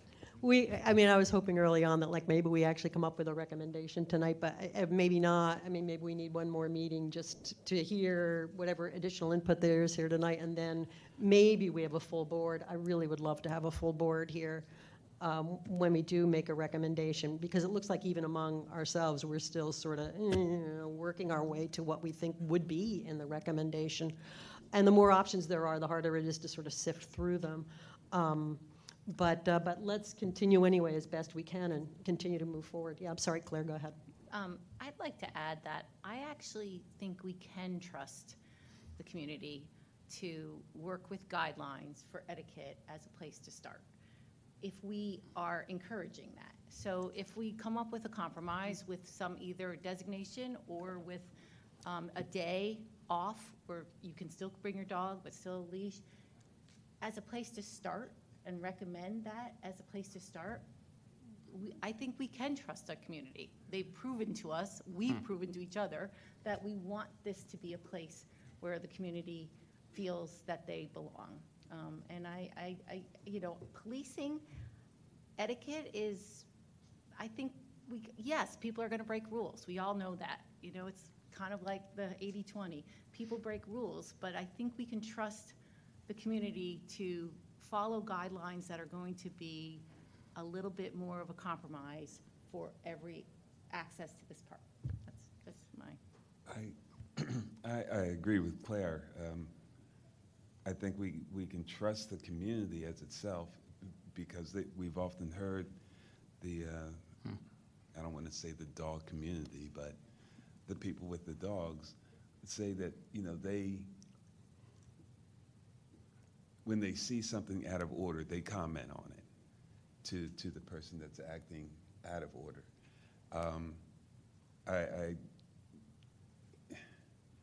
I think that if we start somewhere with a footprint, just as a trial basis or something, because, you know, as I've heard, you know, many times tonight, you know, we're going to have many more discussions, but we just keep kicking the can down the road, and we've got to start somewhere in order for this to come to the end. And with the days, or the beginning, yeah, I'm sorry, or the beginning, or I mean, even with the days off or days on, as I looked at the map and as you were talking, we could do it by territory. I mean, Yeah, that's what Clark said. If there's a day where there's an event at the Willows, make it so that they don't have an off leash on a day, but I don't know how that would. Yeah, that's know, kind of tough, yeah, because you how never, you you would never know when the Willows is going to have an let the event. community know that there's an event there, so it's not off leash. But it's not, yeah, but it's not just the Willows. I mean, the Willows is a problem for events and weddings and stuff like that. Right. You know, for the parking lot, for that, used to be the orchard, that little grassy area above the parking lot, and of course the mansion footprint itself. But we have problems, you know, way away from the mansion. We have problems down by the Right. boardwalk and down by the creek and on the other side of the creek. So, you know, I wouldn't just tie it to an event that's going on there, although I do think that's a big issue, is when Yeah. there are events there. And I don't think it's the whole problem. And then the other thing, my other thing was the whole Skunk Hollow area there. Mhm. That could be an open area for Okay, so which Skunk Hollow area? where the marsh. Oh, where the moonscape is, where Yeah, the where mulch piles? yeah. It's really, It's not a you know, yeah, if the composting weren't there, I mean, it'd be great, but it's really, there's a lot of movement that goes on there too. I mean, if you were there 2 weeks ago and then came back yesterday, the whole place looks totally different. Oh, okay. I mean, Okay. the mountains that used to be over here are now over there. I mean, like, I was trying to figure out how to get from one place to another yesterday, and I went, they're shoving this stuff down toward the creek so they can make room for I got the new you. leaves. So it's really unpredictable, you know? Okay. But yeah, that's a nice chunk of, and dangerous because there's equipment going there. So that's the Oh, problem with oh, that. yeah. Yeah. I would like to see a resolution from this board sooner than later, because I think from the community's perspective, and we have a lot of people here tonight that wanted to voice their opinion, Yeah. and they've left, and I think that emotion drives a message to me. We need to come up with some resolution for this quicker, rather than dragging this out. I realize we need a quorum here of the board. We have a quorum. Or, I know you suggested before, maybe delay this, but again, let's just No, get I'm not some- dying to late either. I thought we'd be ready to come up with I'd like something. to get some recommendations out and pass it on to the commissioners. And to the commissioner's point, you know, I'm not in favor of a fence in the Willows, but there's such a thing as natural geography that occurs, and it's an effective fence. You know, people are not crossing a stream necessarily, so we don't need fences at the Willows to define where dogs are. So there will have to be at some point a line in which signs are placed, because I don't think we're suggesting in the larger field area that is germane for dogs to run free. But at the same time, there will have to be some signage, and it's going to have to be somewhere. And I realize that self-policing is not ideal, but it's a step. You know, we have stop signs and we have crosswalk signs, and we ask people to self-police to not walk in front of traffic. We're just asking people to follow some basic rules and putting it up. And that's the point you can say, things are going wrong. So it's the first step, defining the area where people can do this, letting people know they have a privilege, you know, they can do and not have to worry about it being taken away. And I think we should be moving to calmness and make sure that people have the right to have their dog in the park and know that there'll be appropriate times they can do it. It may be the loss of some times that they're not there, but just recognize there's certain areas. And that's what I'd ask of the board, just to come up with the basic recommendations, get it to the commissioners, and move on. So, My concern is if, at this point, it seems to me, Clark, that we haven't even, I mean, maybe we will because we still want to, it's too bad the people left. But just to understand how this works, and I'm, as a novice to this Yeah. process, a lot of the conversation is not occurring outside of this room. This is the commissioners sort it conversations we're having about how this, you know, unfolds. It's not like we have private conversations about this. This is where, in the room where it happens. That's why it's, So, our you know, meeting. this is the first real dialogue we've had about this in an open forum. It just needs to be this discussion and hash it out and come up with the recommendations that they need to move on. So I just think we need to get on a table and move on. So, my concern, but I do still want to hear from the public, is that at this point, maybe something miraculous will happen in 15 minutes. I don't know that our opinions have gelled enough or cohered enough that we could come up with a resolution and recommendation to the Board of Commissioners that is detailed enough to tell them something more than do something. Because I don't know that we have a consensus on what. Now, maybe we could fashion something that says, we recommend that the commissioners adopt an ordinance that imposes some reasonable restrictions on dogs off leash in Skunk Hollow, consisting of one or more of the following options, and name some options, and then hand it off, and the Board of Commissioners have to work on the fine details. That's a possibility, I suppose, we could do. I would have liked to have been able to give them more concrete, a more concrete recommendation, like we think you should do this, we think you should that, then they could rip it up and throw it out and do whatever they want, but that it would be a little more, you know, detailed. Can the recommendation be, I know we've done this a couple times, Yeah. but not just with dogs, with all of our recommendations. Can the recommendation be not as a restriction, but as we, the Parks Board, would like the Board of Commissioners to consider these suggestions for moving forward in a compromise to allow more accessibility to this park? 2 days a week will be leash Yeah. only. I mean, I feel closer to that. I agree with Clark. I think we need to get something going. And then the Board of Commissioners can. My concern is it goes to commissioners who clearly have their own opinions about this Sure. issue, which will revamp this entire thing. Oh, So yeah. Yeah. I think we just, again, need to get some, we have excellent input from the community. I've seen hundreds of emails. Yes. Tammy sent me, I think, close to 10 emails today about Today. Yeah, we got messages. today. And it's Yeah. consistent. There are people that use the park. There are also people that have fears about going in the park. It's legitimate. So, but I think the future is there is going to be periods of time where there's going to be use of that park with dogs off leash. We recommend at this point to have a more defined area, appropriate signage, and acknowledging there may be certain days of the week or times of the week, as discussed further by the commissioners, when they would restrict. Yeah. Yeah, restrict the privilege of having your dog off leash. And understanding that this privilege can be revoked at some point if there is increasing concerns of incidents that occur in that park. Because it goes to speaking, becomes the only area that is done in a larger community where you have individuals maybe coming from other places, and behavior could get even worse. So I think it again is a privilege. And we want to ensure that that privilege of having a dog off leash can continue. And that's what I think I'm trying to express. I want to make sure that privilege can continue in a safe way, and making sure that it's not ultimately a disaster that occurs that ends it. So it's a way of saying, let's move along. Let's let them have the dogs off leash there for a period of time, acknowledging up to 2 days a week per the commissioners deciding when to limit if they feel appropriate signage, and that's it. That feels close to a recommendation. We'll have to craft that tonight, and we will have to craft, and it has to be, crafted So properly. So But we still need the input from the public. I was going to say, do you want that? I mean, I like this on the table, that we have an idea of a recommendation. Do we want to? Do we want to do that now, or do we want to wait until we've heard I the? would just add a little bit. Number one, you just acknowledge the board's role. We think it is still an important thing to have off-leash periods for people. We acknowledge the importance of it Yep. from the community that we've heard.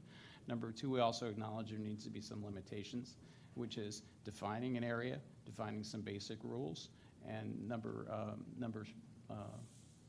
three, defining certain days, up to 2 days per week, that there may be some limits imposed by the Board of Commissioners based on peak occupancy of the park and other issues.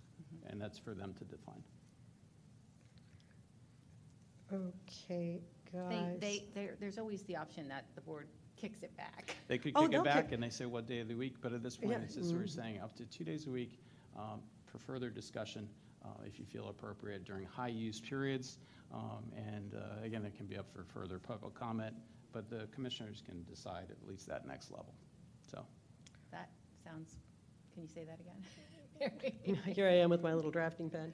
Well, no, I want to hear from Of these course, guys. but but if we- number if we one, s- it just defines, we acknowledge the privilege of people Yep. having to have their dogs Off off leash in the leash. park. It's important to say that. Yep. It's not like we're against that. But number two comes with it, that we're defining basic rules and a perimeter of where that's going to occur. And we acknowledge that up to 2 days per week, there may be some limitations based on high occupancy of the park. And I think that's a reasonable Framework. thing.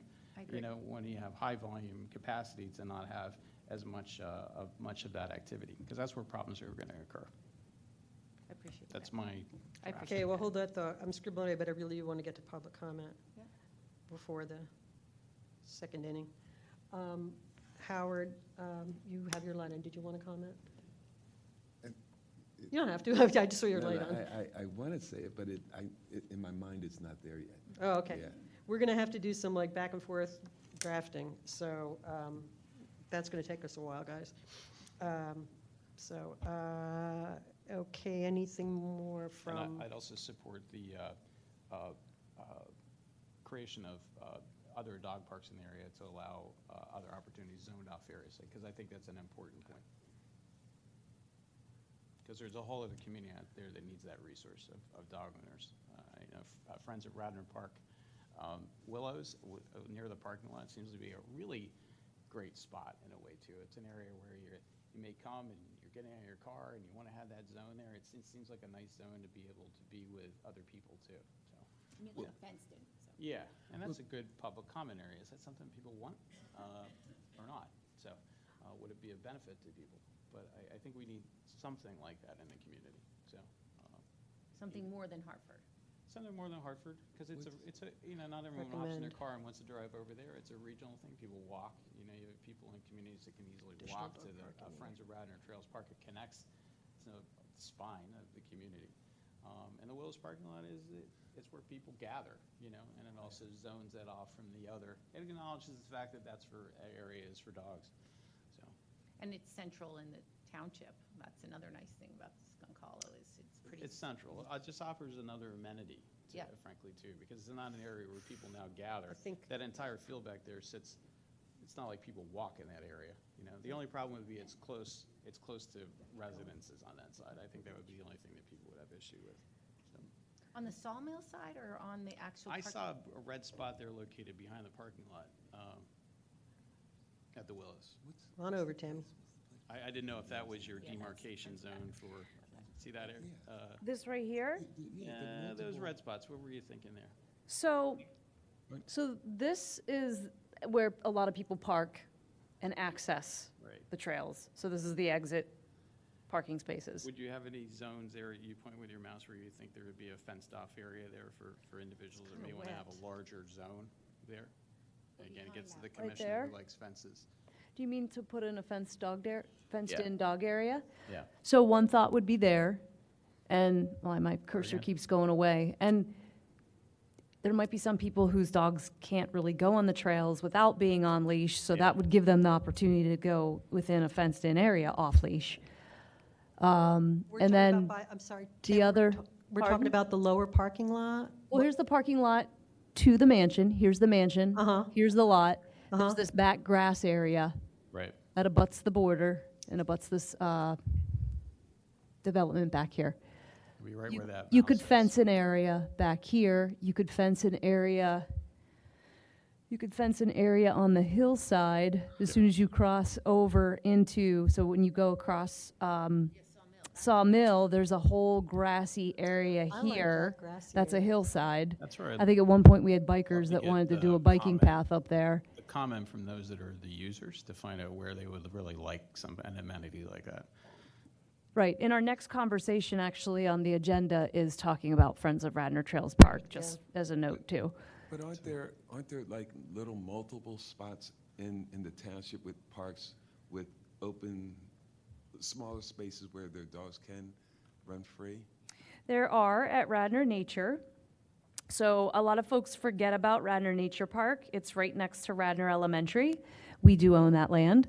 I'm just going to go back to the map that shows everything. So you have Hartford here, and actually there's not a green doggy paw right here on Radnor Nature by Radnor Elementary, because that's one that we never officially sanctioned for dogs, but there's dogs always there. I'm there a lot with day camp and other activities that go on, and this is definitely a dog area. There's a nice trail that connects right down to Hartford.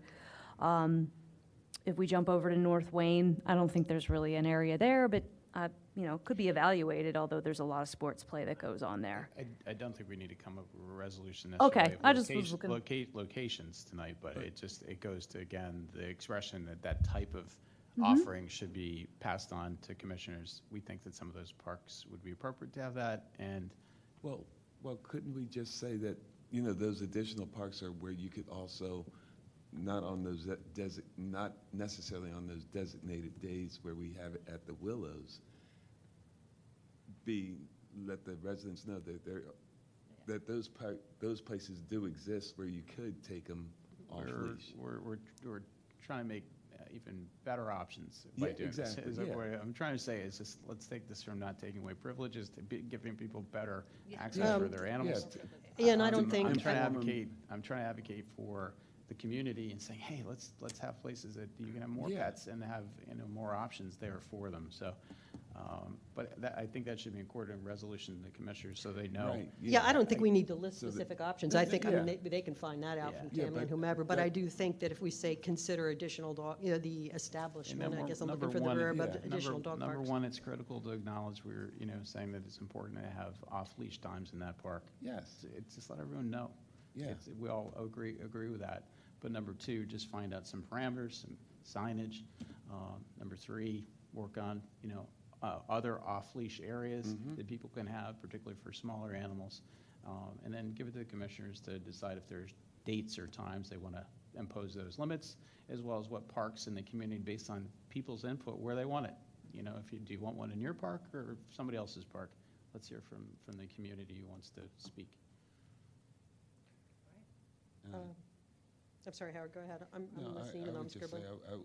I would like for the community to make that decision, though, of Well, what it days and, I mean, they will make, the public will have public Well, comment. I mean, yeah. the decision Yeah. has to be the board, Yeah. but. Yeah. It's time for people to say what, we're saying, we want to they give you want. this ad, where do you want it? Yeah. So, Okay, I really don't want to keep these folks any longer. So we're Yes. going to listen to public first, and then we'll go to the other. We'll go to things. draft, and we may have some additional insights, and we'll go to drafting. Whew, okay. Public comment on this matter. And don't forget, name Sure. and address. Is this on? Oh, is it on? It's on. Oh, so my name's Paula Ball. I live at 417 Woodland Avenue. Just a couple things. The first was about dog waste. There's only the one bin at the entrance, and then there's one bin in that other back parking lot. And I know it's hard to empty them. If you put, like, by the bridge would be a perfect spot, but how would you empty it? I suppose a vehicle could come down that road and pick stuff up. But the other thought I was thinking is a lot of the dogs, they go within that first strip of when they enter Skunk Hollow, and there's that trail that comes, the brick path that just kind of got redone. If they could put a bin there, that's another spot, because a lot of people just don't honestly want to carry it the entire path through the woods to dump it when you get out the other side. So if there's somewhere midway, I think you'd go a long way to keeping everything cleaner. The other thing is I walk every morning, Monday to Friday, and I've been counting every day how many people I see with dogs, how many people I see that are there without a dog. In the past 4 weeks, I've encountered one person that was without a dog, one. I've been like today was 7 people with 12 dogs. I've been counting, and it's heavy, heavy use with dogs during the week. People are not coming alone during the week at all. So, I mean, if you're going to say days, I think the most time you're going to encounter is on the weekend. That's when people come, and often they really don't know that there are dogs in there. So signage would be so important. There are dogs that are going to be in here so that you're not shocked, and maybe you'll make a choice and walk around the pond, because that's a lovely place too that I know we're not allowed, and I actually stopped someone last week who was walking their dog around the pond, and I said, you do know they're not allowed? Oh, I had no clue. I had no idea. So we try to police. There was another person walking, but I couldn't say anything to them because they were way off in a field where they shouldn't be, but signage. That's not a fun thing to do. And she was very nice. They said, hey, we want to keep this off leash, so walk where you should, and this is not where you should be. But there's no signage, to my knowledge, around the pond. There's only the one before you cross the bridge, and then there's the one that's near the thing where it says, go to the mansion or go whatever, but I think people are looking more at that sign than the sign that's right above it. That's just my 2 cents, because I had to point out the sign to people I know that go there every day to walk their dogs. They've never seen those signs. So they're not being found. So I think that would go a long way. Thank you. Agreed, yes, signage is big. Thank you very much. Anybody else? we should include that in a recommendation too, is increased signage. I mean, that's a softball. Par for the course. Yeah, Yeah. we need the signage. Yeah, My name's Burke Fitzpatrick, and I've been here before. yeah. And thank you for doing this. I learned what the filibuster is like today. You got Gotta be rid of done. them all. I think I took some notes, and I've made some statements before. There was a lot of discussion about other municipalities, other places. Who cares? This is Radnor. We're unique. This is wonderful. Who cares about Lower Merion? Who cares about Tredyffrin? Who cares? This is unbelievable. As far as a committee person, co-committee woman, you mentioned the pool example. Yeah. Great example. The only thing is, you got it backwards. We should have more time for the dogs and less time for the people that want to come. And I'm perfectly willing to do that. I go to the Skunk Hollow every single morning from 7 a.m. to 8 a.m., 365 days a year. I don't think I've ever seen anybody here. I've been there at other times. You may have been there. I don't know. I know that board member Farhi, I heard him make a statement about feces. There's no feces. He made a statement in March about walking out of his car every 5 to 8 feet that he stepped in feces.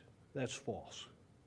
Yes, there are areas where maybe once in a while I'll find something, but I have a bag and I pick it up, even if it's not my dog.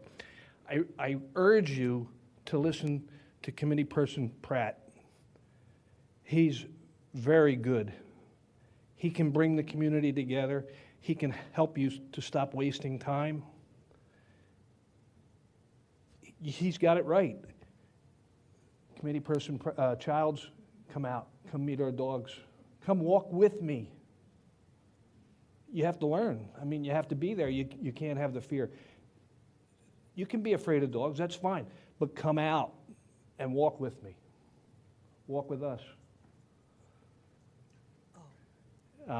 The other thing I wanted to say was, again, this is an ordinance that you're talking about, or a code, it's not a law.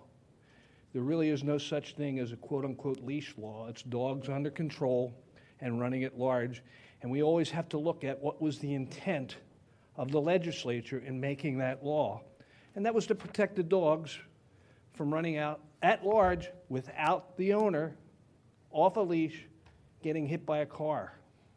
If you have a vicious dog, you don't have that dog off a leash. You don't have that dog out walking. I had one. I never brought her to the park. Even if I had her on a leash, I wouldn't trust her. But that's what we are. We're responsible people. We can police ourselves. We don't need, you make rules, you make regulations, you make people angry. Question, dog volume in the morning? There's definitely dog volume in the morning with walkers, right? 7, 9? Yeah, It's not my time. 10 to 15 people at my hour. I do have to ask you, just respectfully, have you had incidents there where you've seen behavioral issues? In the 8 years that I've been there, twice. Yeah, And it was a big dog. He was a rescue, yeah. and they don't bring him anymore. I don't know if he's alive anymore because it was a long time ago. Would you speak up if you saw a situation going Of on with a course. dog? And Of course. And if I had a dog that was vicious, I wouldn't bring him or her. Wouldn't be there. I can say personally, I've seen situations there, but I've had to speak up, which is hard. Absolutely. When they're strangers and whatnot. And for the most part, I've actually had good responses from individuals, like, I'm sorry, whatnot. But, I've seen some behavioral issues, but at the same time, it's just making sure that as users, you reach out, you make a difference to those that you see doing bad things. Well, I'm maybe unusual. I do speak up. I'm not afraid to. But the other thing is, puppies are the ones that jump. And the way you get used to a puppy that's jumping or stop them from jumping, Oh. just turn away. I had one other question for you. Do you feel any objection to us having a period during high volume of doing some limits, like we've mentioned? Look, everybody has a right to come out.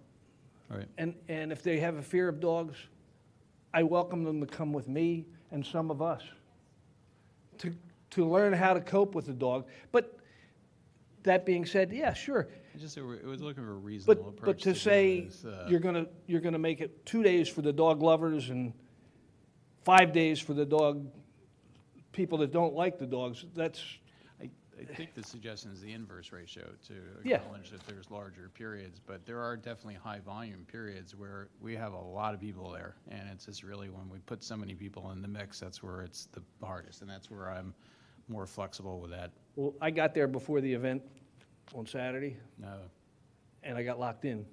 okay. I got out, but I'm there every single day, 365 days, so there's not a problem. Really isn't. You make the laws, you make people angry. It's really what you're trying to do. And I urge you to listen to Committee Person Pratt, because Buy it. Pyatt, Thank you. actually. Mr. Fitzpatrick, I'm sorry, we didn't catch your address. 402 Locust Road, Where? Wayne. Wayne? Okay. I don't know where Locust Road is. Okay. Thank you. Anybody else?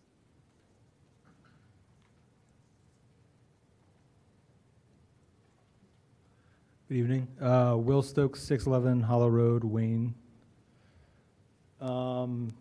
I'll probably cover a few things that have been discussed just because I wrote a few notes. The first thing was the distinction between Skunk Hollow and Willows. In my opinion, they're completely separate issues except for the parking lot. And that can be solved by maybe improving the parking down at the recycling area. It's kind of like the Oh, yeah. mulching area. Yeah. So that lot has a lot of big potholes. It just holds water. If someone has a clean car, they don't necessarily want to drive down there when it's muddy. And then it's also pretty hazardous pulling out of there. So I don't know if they can put another access point in. I know that would be expensive, but it would shift a lot of traffic away from the Willows to Skunk Hollow. And then the parking at Sawmill isn't great either. There's a stop sign that half the people apparently think is optional because they roll through it at 5 to 10 miles an hour. At your own risk. Yeah, and it's hazardous even with the dog on a leash. So I have a German Shepherd that's a year and a half old, and I was taking her to Harford Park, and it's very important to socialize larger breeds, especially that people are scared of. I had to stop taking her to Harford Park, even though it is a big park. It's open. You can kind of find your own space usually, but there's a lot of poorly behaved dogs just in general, and it's lack of training in this, I guess, in this country, really. A lot of smaller dogs get away with poor behavior, in my opinion, like nipping and jumping, and I saw her picking that stuff up, so I said, hey, we can't go here anymore, but I still have to socialize her. And I found Skunk Hollow, where you can get shorter interactions with smaller groups of dogs and then go on your way. And you can kind of get like a 5-10 minute walk with just your dog, no leash, no traffic nearby, where it's really, really helpful to be able to train your dog. And I can say that was really helpful for her.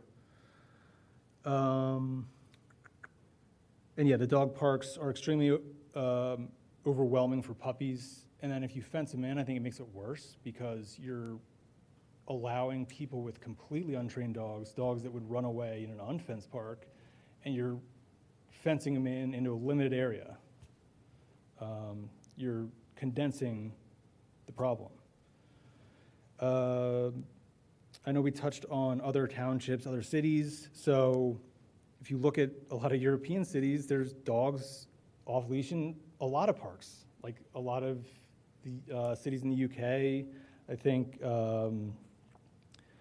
And I think that has to come down to training. And they take training a little more seriously. They socialize their dogs a little better. And by taking away Skunk Hollow, I think we're taking away the best resource we have for socializing our dogs. And I know we're not talking about taking it away entirely, right? But just kind of what I was going with. One of the things that you're aware of is the permit system with Lower Merion.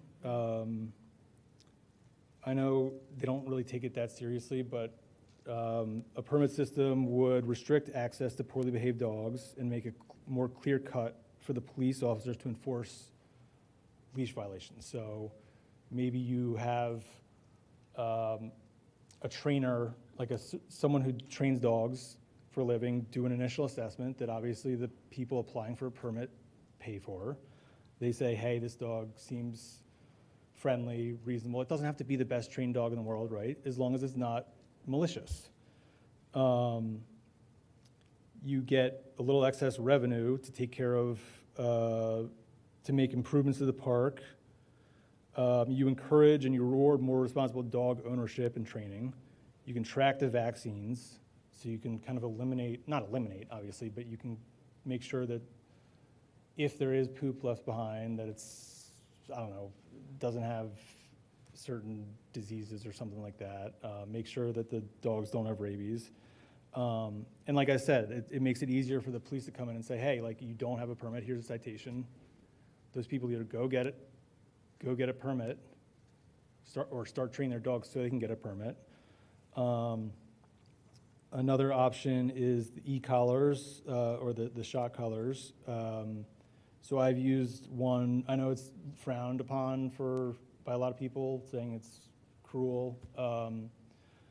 But I mean, I tested it on myself before I use it on my dog, and then once you kind of train them with it, all you have to do is beep them with just the tone. And it's kind of like a nonverbal cue, so you're not sitting there screaming like no, down, all that. You just kind of beep. And I mean, I even though my dog is, I think, very well behaved, she's a big dog. She's 70 pounds, you know, and it's not about my comfort or her comfort necessarily, but it's about, say, hey, like, if I have to beep or shock my dog so she makes someone else more comfortable, I'm happy doing that, right? Like, beep her if she's going near kids, saying, like, no, don't go near those kids. Like, she's a big, scary dog. So it's just a better way to communicate unleashed. Okay, and then moving on, I was curious about the numbers. So Skunk Hollow is the largest source of parks and rec feedback and police reports. I mean, are you guys getting more data behind that? Like, are there any numbers at all, or is it just kind of like that's the statement? Hold on one second. Tammy, can you speak to that? Well, first of all, I don't think a statement was made. I didn't make a statement that Skunk Hollow, the Willows, has received more feedback. Now, since we've solicited it, it's received more feedback. But as far as unsolicited feedback before 2020, I would say based on the data that I've seen since I've been here, I started here in 1999, it's probably been, it's slanted more towards Hartford, but there's still a considerable amount of police reports for, we'll call it Skunk Hollow Willows. Well, so I watched the video of the meeting prior to the public being invited, and I thought, I'll rewatch it, but I thought you said that Skunk Hollow is the largest source of feedback between those two. Tonight? Tonight? No, prior to Okay. the meeting in, I believe, March, prior to, they're all on YouTube and all that. It was prior to us being invited. But The largest source of, well, dog concerns are the largest source of feedback. okay. So that, I mean, I will tell Maybe, you, yeah. since I've been here, that has been that's the biggest thing I hear that people tell me. Like, people call and complain about, regardless of the site. But- It's been the topic of dogs. So I guess my question is, do we have like a summary of the numbers. I'm not like looking for, I know we can do the freedom of information request, right? And we can get,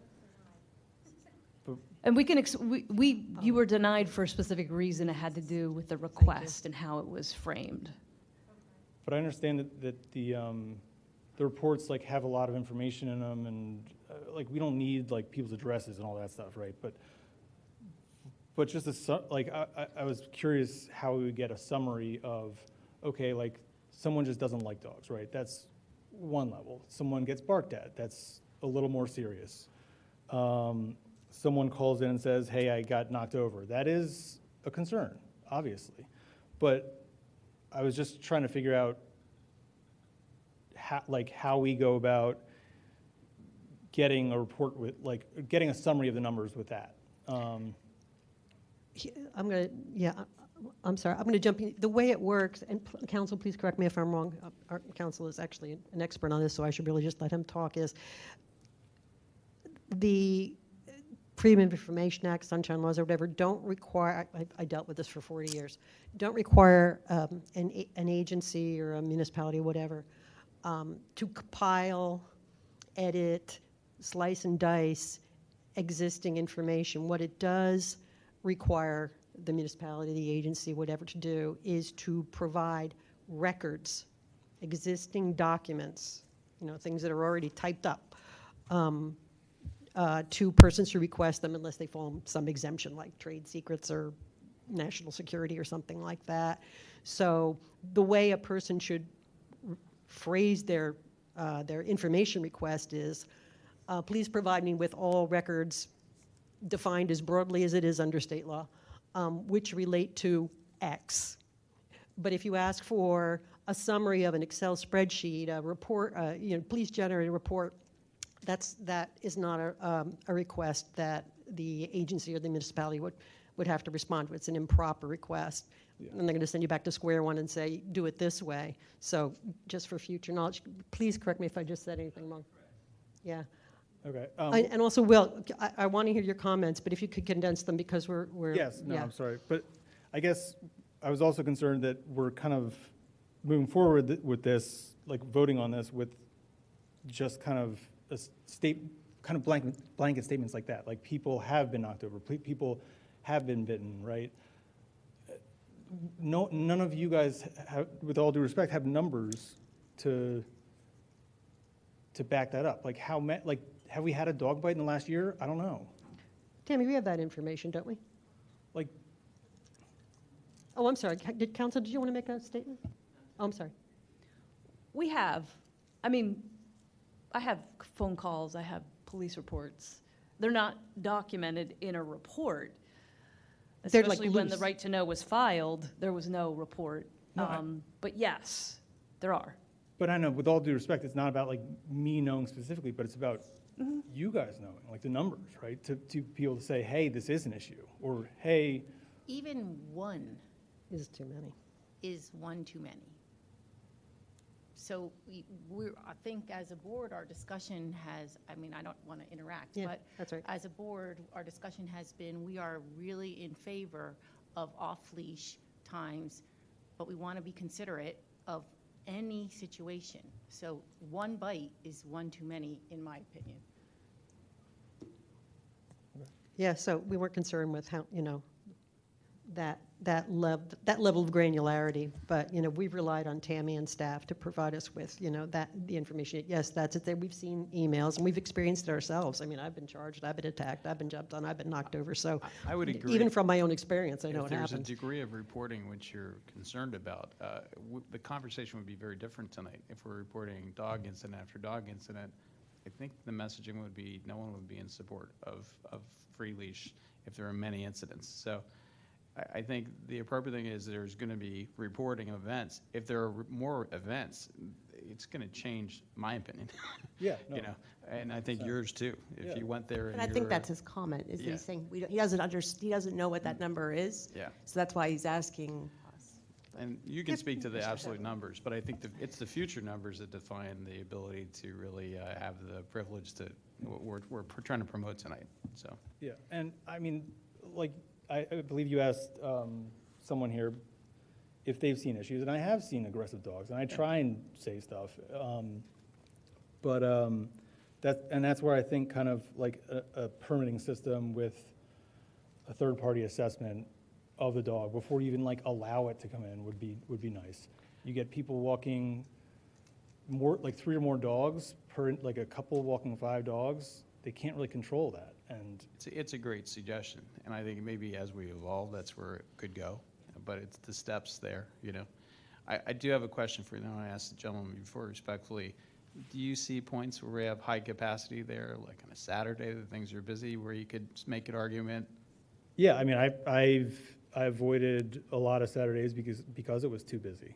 Or I would just go to like Valley Forge, like on leash, you know? Right, because you modify your behavior based on the crowd, you know? Correct, yeah. Like I would. Yes. Yeah. And that was it. Thank you. Thank you very much. Anybody else? I'm running out of paper here. Drafting while I'm listening.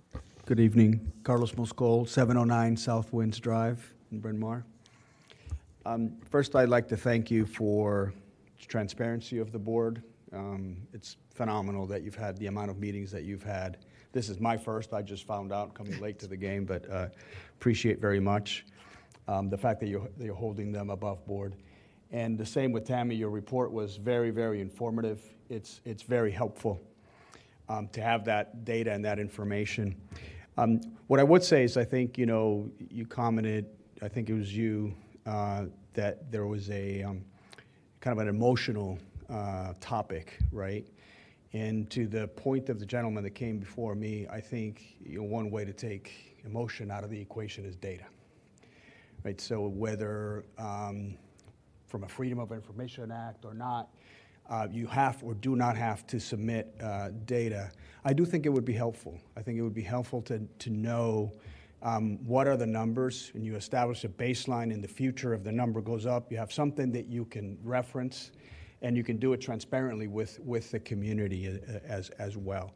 It is hard to have a conversation about a problem that is really based on statements from my perspective, from what I see, because I haven't seen data.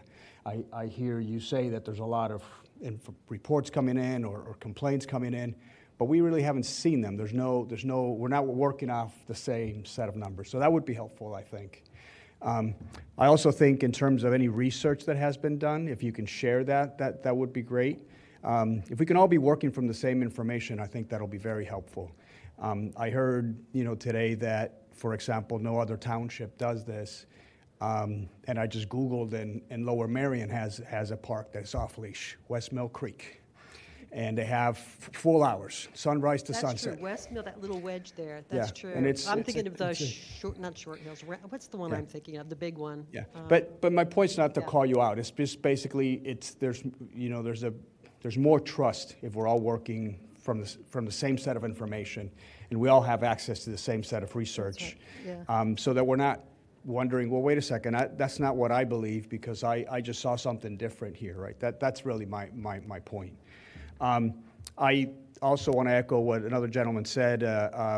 Your comments really resonated with me because they sound like comments of somebody that's trying to do be inclusive in the decision, keeping in mind the opinions of both dog owners and not dog owners that want to walk in that area and trying to find a reasonable solution for all. And then the last thing I'll say is consider in your discussions when it comes to timing and just selecting days, which I think was your point, that not everybody has the same schedule. And if we select some days, we're going to exclude some people where those days might not work based on their schedule. Having a zone that can be used every day, and there might be some exceptions because there's some big event or what have you, but if having a zone, I think is probably, in my opinion, an easier thing to implement. And it's not perfect. I think your point that if we're going to have to try something and see how it works is very valid. But it's a lot easier to implement something like that than I think having schedules and hours and different things that people have to remember and so forth. And I think that the permit suggestion is a very valid one. I think one of the things that as a township we're going to have to wrestle with is the fact that now when you go on any app for off-leash walking, or you look online, skunk hollow shows up. So now you find people from Philadelphia there. You find people from anywhere that are there. And they don't know these conversations are taking place. They don't know that we're trying to maintain the freedom of having our dogs off leash and at the same time being mindful of not hurting people or excluding people that might not be comfortable around dogs. And I don't know what the answer for that is. Maybe a permit, like he suggested, might be it.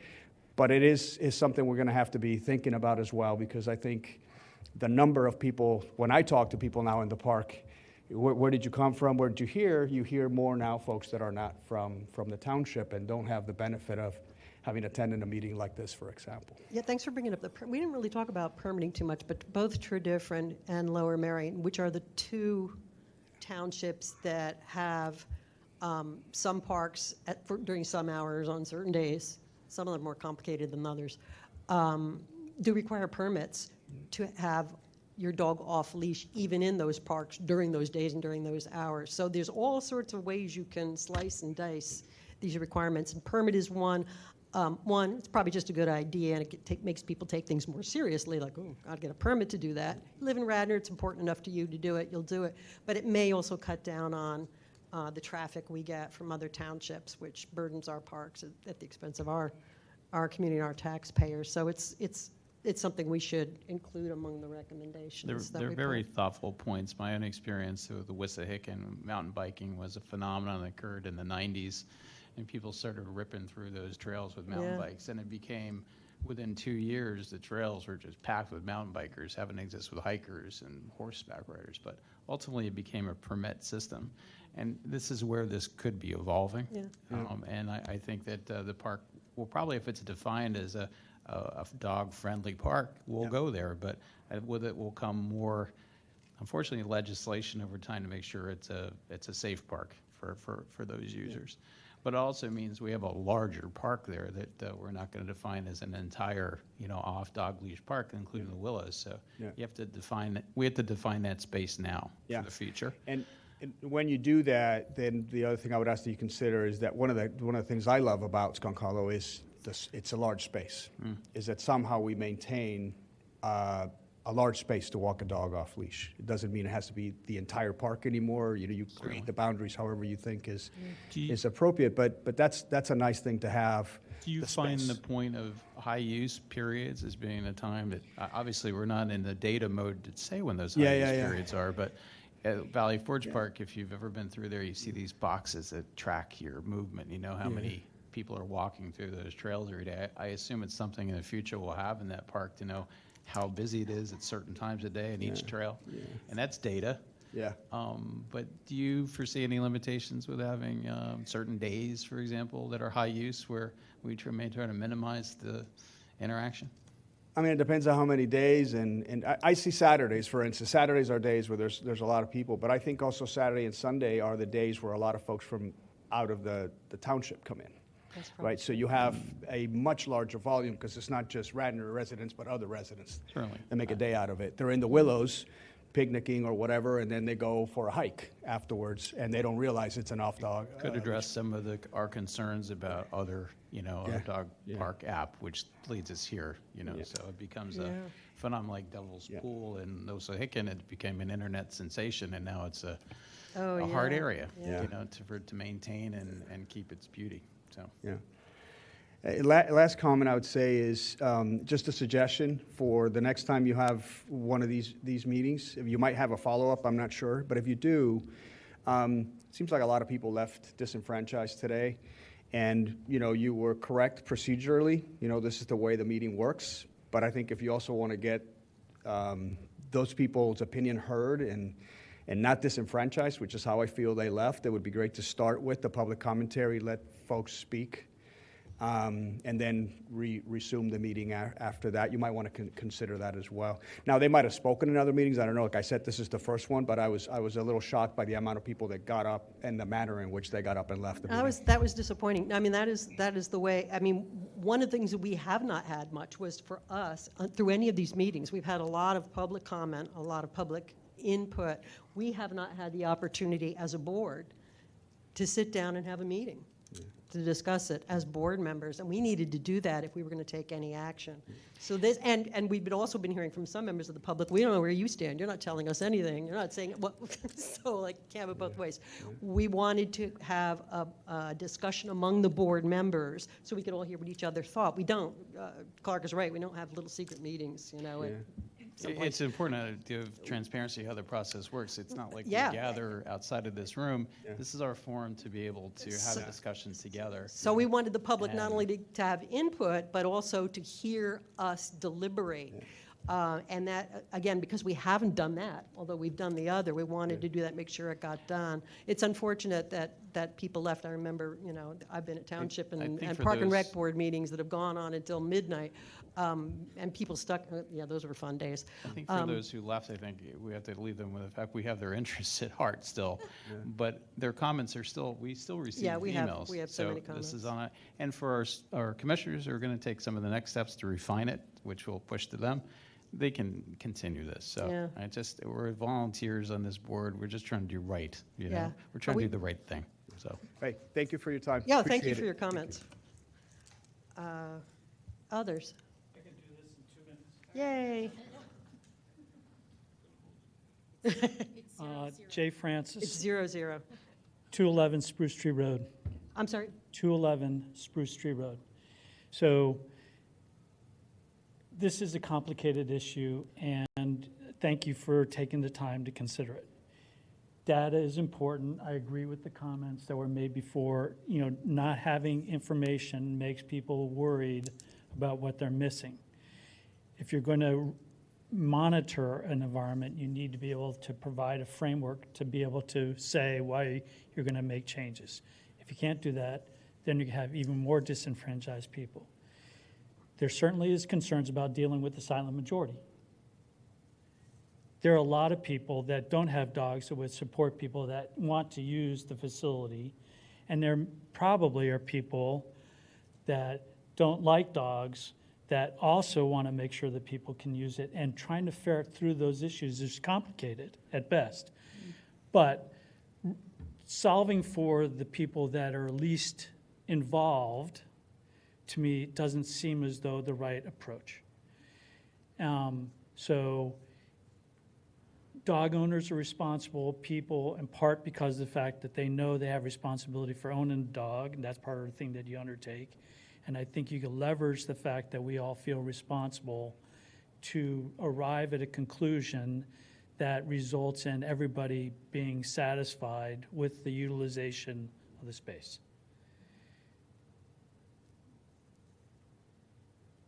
Don't turn this issue into something that it's not.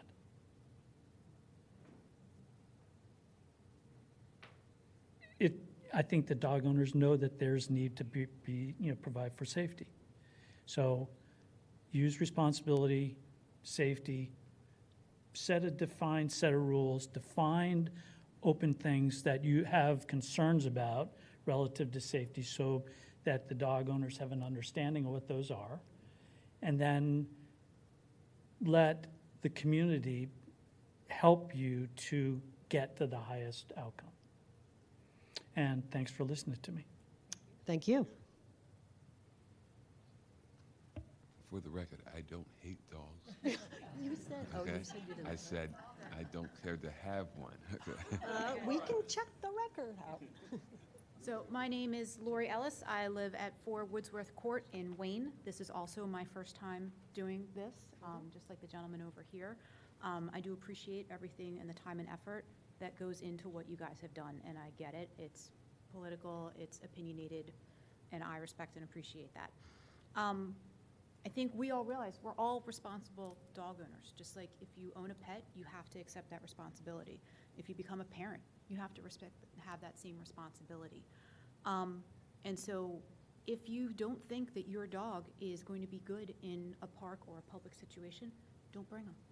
And if you as an individual aren't comfortable being around dogs of any kind, then don't go there. I think one of the things that I think is the most frustrating that I've heard is so many times is that there's not clear markings, there's not clear signs, there's not clear outlines.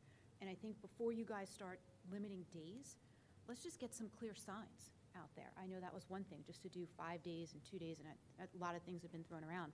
But if we don't even have clear rules and boundaries that are already existing there for everyone, how can we already start to continue to go a step further when we haven't even just tackled some of the low-hanging fruit from that perspective? One of the best things that my family really likes about Skunk Hollow Park is that, you know, I have an 85-pound dog, large dog, 3 years old. He's a Rhodesian Ridgeback, so he is a big runner. You know, we take him to Hartford Park, but the thing about Hartford Park is that it's a dog park. So the dog's active, but I'm sitting around while he's playing around. When we go to Skunk Hollow, we can run with our dog off leash. We can walk with him off leash, and my entire family does that. We're all very active individuals, and it's nice to have that option that I can be active with my dog, because I didn't just get him just so that he can go run and do his exercise. We have him so that he can be a part of our activities, and again, we're a very active family. The other thing, too, is that if you guys do potentially take the approach of limiting days, I don't work a 9 to 5, Monday to Friday job. So having Friday and Saturday taken off the books for me, that really poses a challenge for me to be able to have those active opportunities with my dog. I mean, I run 3 different locations. I don't have a 9 to 5 job. So that also would complicate things, so that there would have to be, in my mind, another alternative, a different park, something else where, again, I can have that active, you know, opportunity with my dog and my family. So that's all I had to say. A lot of the other stuff's already been covered, so. Thank you. Thanks. Anybody else? Yeah, come on up.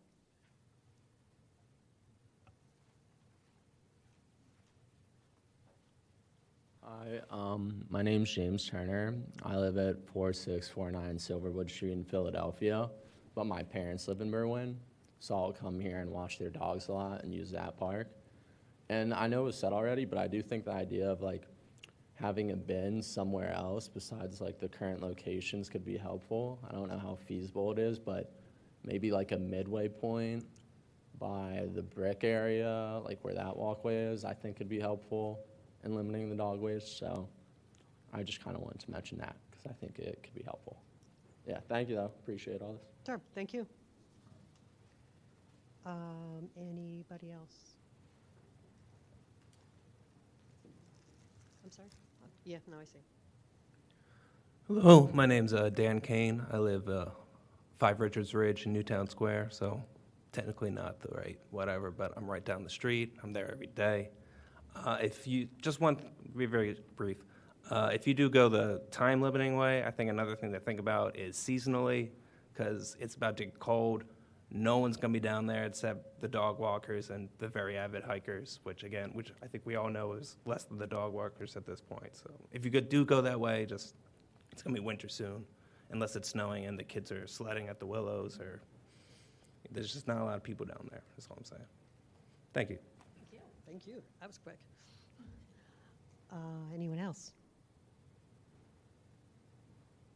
Okay. I'm sorry, Christina, did you want to say something? No? Did you guys want to get to work on maybe drafting some sort? I've been scribbling while trying to listen at the same time. Again, I think it's important enough we just draft something, get to our commissioners so they can review it, and a timeliness for basic resolution of this issue, knowing it's going to continue in the future. This point about having a registry for dogs or having a license, it's going to evolve to that. Like, it's just our community's getting bigger. There's going to be more around us. The pressures are going to be higher, but these are the first steps to acknowledge the importance of it. At the same time, move forward.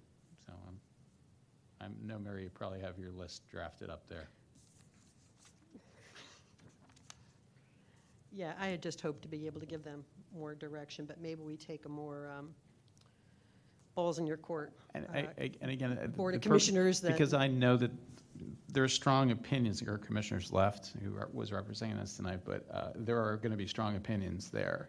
And I think it's their diligence to craft as well and refine. They can bounce it back to us if they need to, but just get it to them. They can talk about days and whatnot, so. All right, literally, this is how I took notes in college, so I've got arrows. Can somebody scribble this while I, who's a fast writer? Kind of scribble it down. We'll probably have to go through it 2-3 times to both get it all down and to refine it, because this is just coming right out of my head. We have no way to put that on an overhead so we can see it together. Right? Maybe when it's tidy, right? You don't want to look at this, trust me. I'm not even sure I can read it. Okay, so it might take me once or twice to get through that.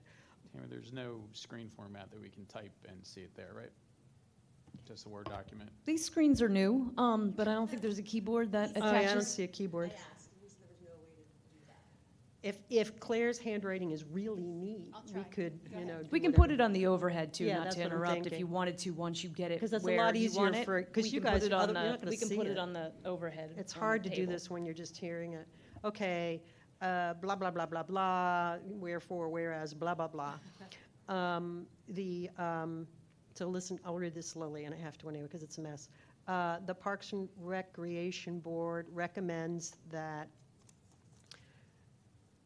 the Board of Commissioner take action to establish reasonable, tell I'm a lawyer, reasonable limitations on the allowance of dogs off-leash on the Skunk Hollow trails or in Skunk Hollow Park. I'm not sure it makes any difference. We crafted just a little differently in that, number one, it gets into like feeling like we're limiting things. I would put number one, we acknowledge that there is an importance of off-leash in the township. Yeah, that's what I'd like, that's why I'd like. We acknowledge its importance, because we've heard an abundance of testimony to that. That's the whereas clauses, and that is, I would like to put a lot of whereas clauses in, but let's just get to the gist of it first, and then we can back up to the why we're doing this and give them reasons, why we think this. So hold that thought, Clark. Okay, recommend that, this is getting to the gist, recommend that the Board of Commissioners take action to establish reasonable, and let me get this all out first, limitations on the allowance of dogs off-leash in Skunk Hollow Park. The board recommends that such actions include one or more of the following. And this is in no particular order. A, establish specific days and hours during which off-leash dogs are not permitted on the Skunk Hollow trails. You could flip it and say are. But let's just get it down. B, oh, you got that, Claire? Got it. Okay. Setting aside a specific area of Skunk Hollow Park where dogs are permitted off-leash at all times. C, oh, good Lord. Requiring that off-leash dogs, prohibiting off-leash dogs from Skunk Hollow Park unless a permit for such usage, unless the owner has obtained a permit for such usage from the appropriate township office. Okay? D, increase signage indicating when and where dogs are or are not permitted off-leash. E, consider, this is weird because it's establish an additional dog park, S, close parens, within the township. What am I leaving out? What did I forget? Any of the options? Well, I should probably look at that. Oh, Tammy, can you throw that list up again? Sorry. I mean, they can consider more than this, but I mean, these are sort of the big ones we discussed. Yeah, I think, again, the importance is just acknowledging, we recognize a role of off-leash in our township and its importance. Number two, defining appropriate signage and area. Number three, consideration for the commissioners to establish some limitations based on high use periods in the park. All right, okay, all And- right, and just that's keep saying fairly these. open-ended. Okay, say that again, Clark, because I have it both I would ways. say that Acknowledge. recommendation, Yep. number one is to acknowledge the benefit of an off-leash policy in Skunk Hollow. Mhm. Number two,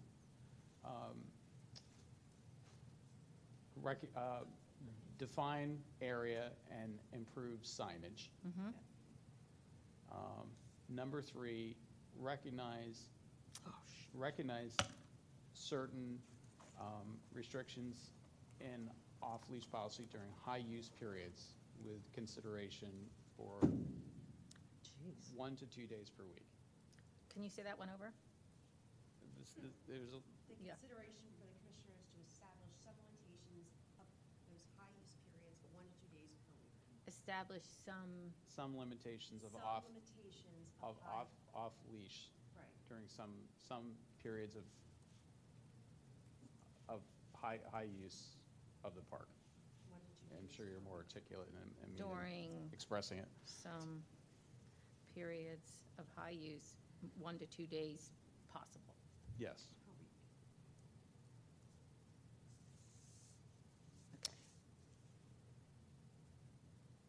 And the importance of adding additional areas that are dog-friendly within the township and other parks for specific dog parks, Yeah. including areas of the willows where public input will be important as to where or how many exist. Okay. It sounds like we have a lot of duplication there. We may need, that sounds like all the things that were just said, but just said differently. Should we Yep, so I think, merge them? I think we're on to it, right? So if we basically say everything that you said, Mary, which was this, And append or blend, mix, so, okay. and I think I agree with, I'm on. I agree with Clark that I think we want to start with the Board of Commissioners, that we acknowledge the benefit of off-leash, and we're promoting and that in Skunk Hollow, that we would like to have the board define off-leash area and improve signage as part of our recommendation. Establish some limitations of off-leash during some periods of high traffic use, 1 to 2 days. You see, that would go under the days and, so Yep, establish, okay. so those two should merge, because Okay. we're talking about dates, times. And I would suggest not including permitting at this point, but I wouldn't put it in. You could acknowledge at some point it could be permitting may be required at a and future date. may considered in the future. Well, why not consider now? Why not throw everything on the table? I mean, if we're punting and leaving it to the Board of Commissioners, then let's throw in the kitchen sink. I mean, other than there's stuff that we really don't want to recommend. I don't know what that is.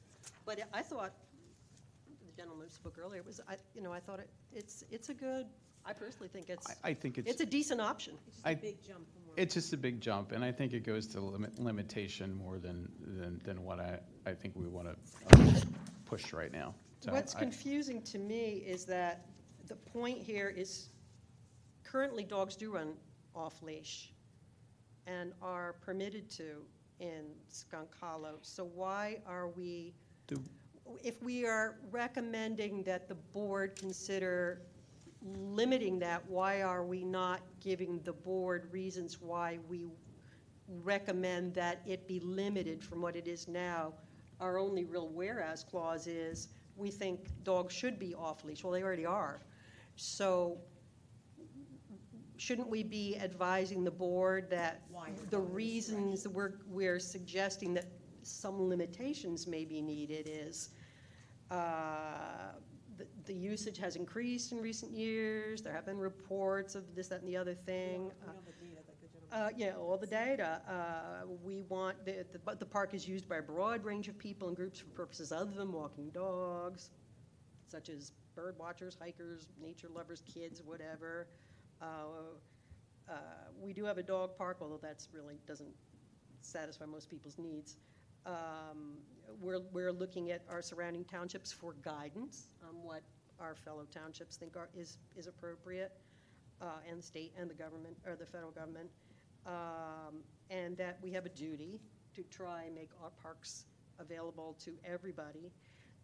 We're not including it, we need to include those kinds of explanations for why we're recommending that they take action to, sort of impose reasonable limits rather than expand, you know what I mean?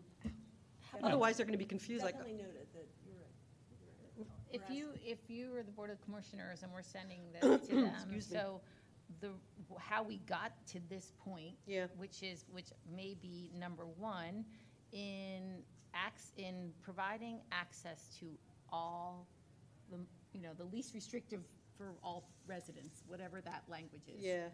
So that's our motivation, is we want all residents and taxpayers to have the least restrictive accessibility to this park, and how to do that. Yeah, something like. I don't know if I'm using the right words. No, we know what you mean. It's like, the board believes it is the duty of the township to ensure its parks and public facilities are accessible and can be safely used and enjoyed by all of its residents, and that the needs and preferences of all Radnor residents be accommodated as far as is reasonably practicable, or something like that. So opening up with, we want to make the number one goal here, I think we all agree, is to make sure that the Skunk Hollow is reasonably accessible and usable by as broad a constituency as possible in the You township. can put that as number one. That's Yeah. like number Actually. one. To me, that's number one, is accessibility, that's what our purpose is. And is then number two is the expression of our, that we understanding approve, relevance that of we having. acknowledge it. We Yeah. acknowledge that we need to have, we acknowledge that there is a need for dogs or You dog, could put, whatever. you could put number three, we have had enough input to recognize there are some concerns about the Yeah. incremental use of the park, for which some limitations may be appropriate. So what's the verbiage for number one, which would be? All right, let me see, I've scribbled What some you said. stuff here, but it's kind of gobbledygook. Whereas the Parks and Recreation Board, God, I'm trying to read my writing, believes it is the duty of the township, or, believes the township to ensure that its parks and other public amenities are, are accessible to and can be safely used and enjoyed by all of its residents. And that, tell me when you're ready, Claire. Okay, believes it is the duty of the township that, To ensure that its parks and other public amenities, good, say when, it's part, yep, go. are accessible to and can be safely used and enjoyed by, I can repeat that, if you need. Can be safely used and enjoyed by, After amenities, other public amenities can be safely used by, used and enjoyed by all of its residents. period, right? No, and there's a little more. And that, because this is important, and the needs and preferences of all Radnor residents be accommodated. I want to stick that word accommodated in.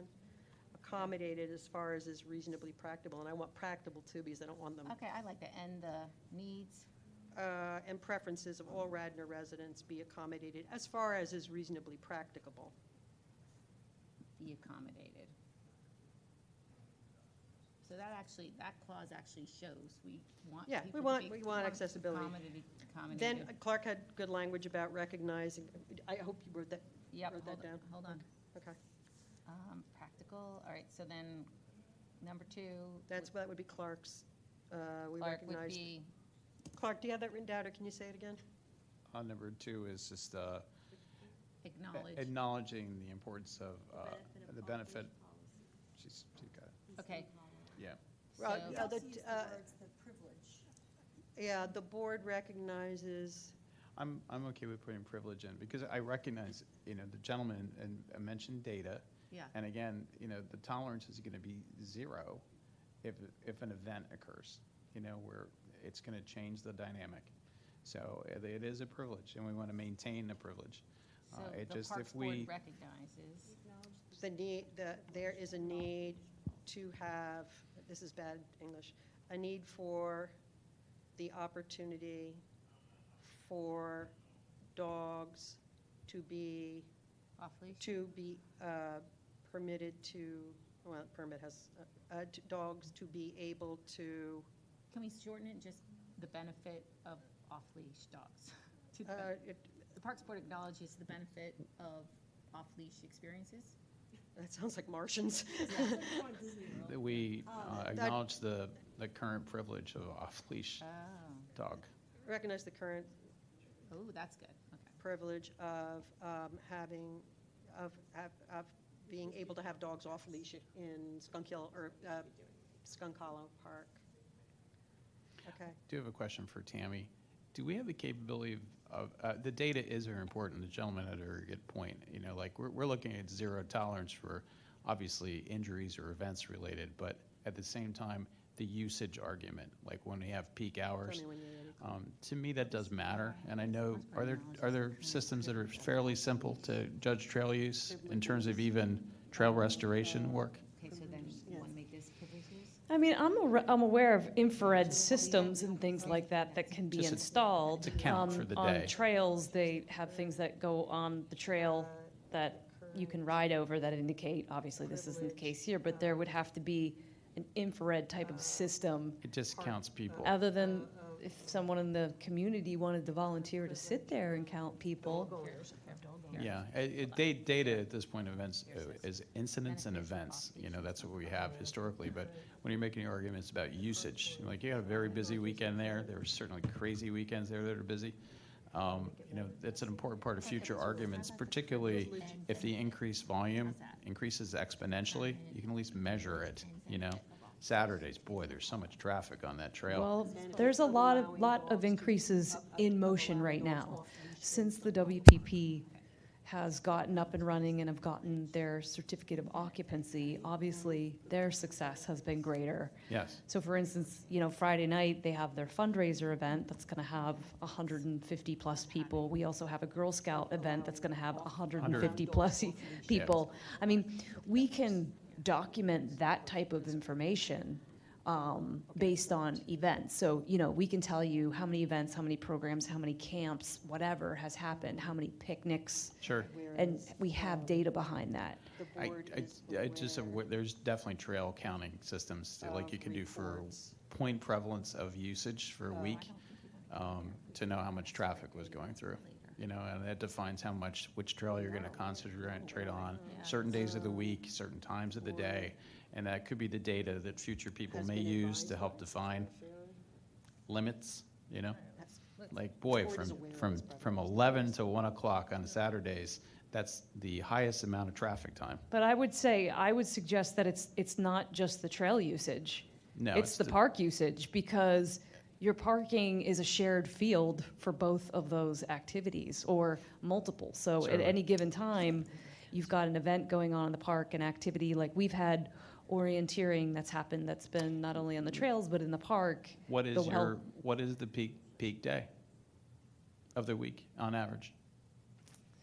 Well, it's gonna be a Highest occup- weekend. It's gonna be a weekend. Saturday or Sunday? That I can't tell you, it depends. It does. And how It about depends time- on how what's about- going on. So if it was last weekend, I think Sunday was the highest peak See, day. with We had data- probably about 4,000 people in the park. With data, if I'm traveling on my car app, it tells me when I'm going to travel and you know when the most people are there. So I'm kind of looking for when the peak times are at the Willows. It just can't always be predicted. But we average it through the year, and that's the note to them, you know, what day, you know. So, I would venture to say that more of the bigger events are on Sundays, but you'd have to go back and look at what the trend has been, and also look at the WPP and where are they going. it just as the commissioners consider a day or a time, you know, that's germane. But I think right now we're giving them the option of 1 to 2 days where, you know, we're looking for the highest impact, you know, where we're trying to limit, you know, too much use. Okay, we're up to 2. Go ahead, Mary, for 3. Okay, 3 is, we ought to explain why we're limiting something that's now, broad. I hope people can hear me. So how's this, guys? The board is aware of reports, we are aware of reports of incidents of negative experiences with unleashed dogs in Skunk Hollow Park, however you're wording it, Claire. So that's sort of the trigger here. I can think of a bunch of other stuff, but maybe we don't want to go in there. I was going to say, we already say that we want to meet the needs of everybody. was going to say skunk collar is used by a whole bunch of different people, but maybe we don't need that. Maybe that's enough. Do you think that's enough, or do we need anything else? Well, that's the statement. We are aware of some negative reports, so, I mean, but we don't have the data exactly on that. Well, the data I have is that Tammy told me. I mean, there's no hearsay rule. Tammy gave me, Tammy has said, and I have read emails, and I have been chased by dogs You have several times. personal data. Personally, I have been jumped on dogs personally. I have been muddied by dogs personally. I have been knocked over by dogs personally.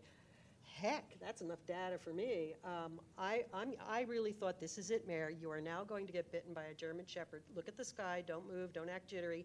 And along came this German Shepherd, this was last year, charging down Paper Mill Road toward me, not an owner in sight, and I just said, okay, you know, you're not scared of dogs, but here it comes, get ready, you're gonna get bitten.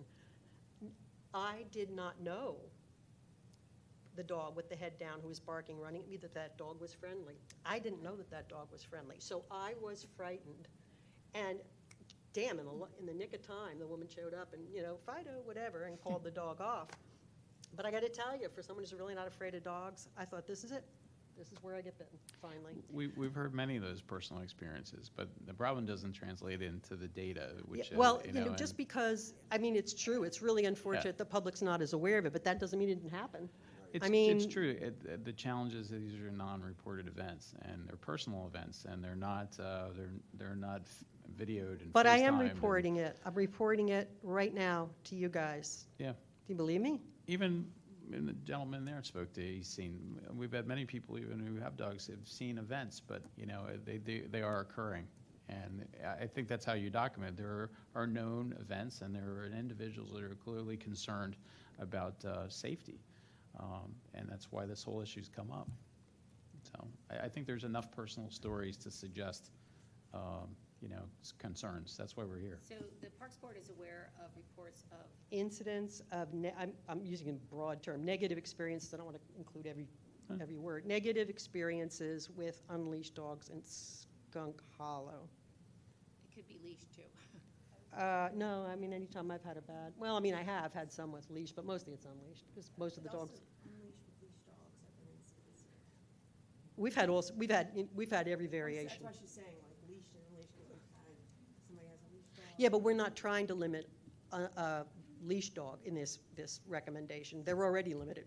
They're already on a leash. So we're trying to explain why we are reducing the rights of the unleashed dog. So we need to explain why. There's no change to that leash population. Yeah, the leash population's the same as ever. Yeah, that's why.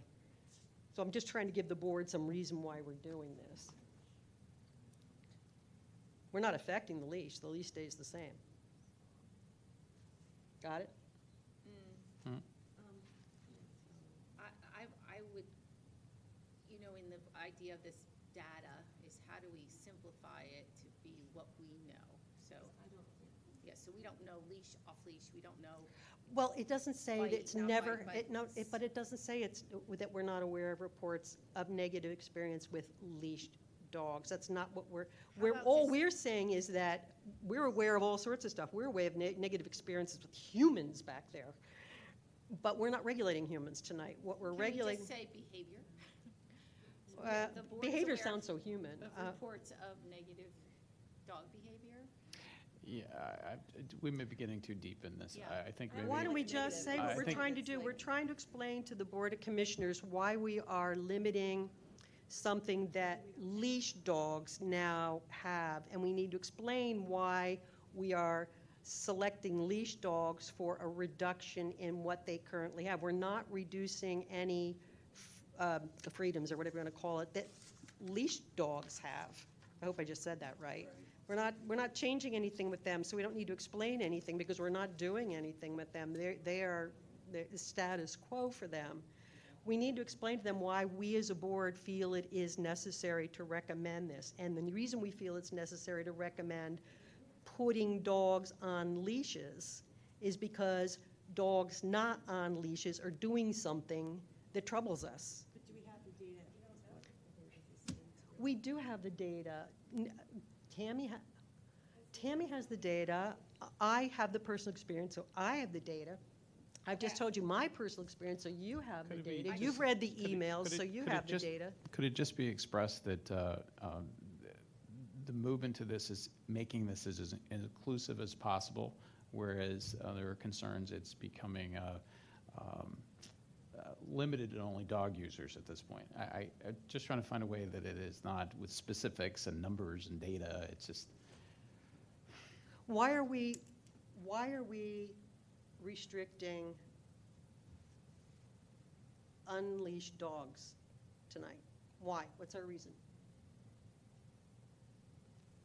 you've gave a myriad of reasons just a few moments ago. Your personal reasons were enough, and you've heard enough of those cases and those emails that have come through, and there's been enough testimony. I realize that there is a large group, that has spoken on behalf of off-leash, but we've heard a considerable amount of people in the community who've had episodes, and I fear that if there's continued episodes and if there is a unfortunate event or some horrible thing that happens, the privilege will be lost.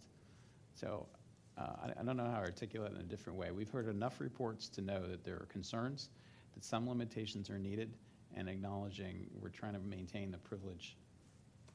So why would we not say the board is aware of reports of incidents of negative experience with unleashed dogs? And that's why we're dealing with unleashed dogs tonight. Why would we not say that? We're not saying only unleashed dogs. We're not saying only dogs and not raccoons. I think that's the best you're gonna get.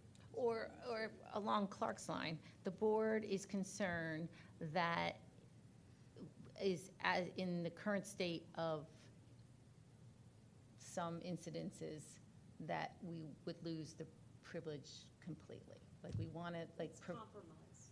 we want to, it's compromise, that's a good word, but we want to protect it Privilege of as best we unleashed can, dogs. but how do you, Due to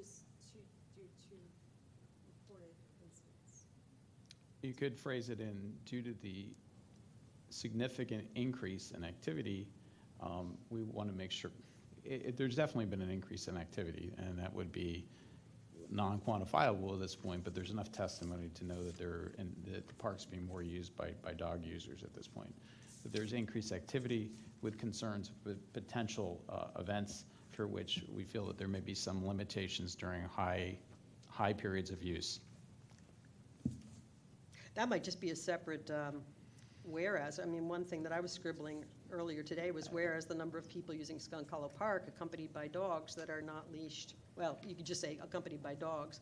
But the point is, why are we talking about unleashed dogs? I mean, but I was going to say, the number of people using Skunk Hollow Park accompanied by dogs that are not leashed, which is the subject we're interested in, has increased in recent years, which it has. The board has heard enough testimony from individuals who have been discouraged from using.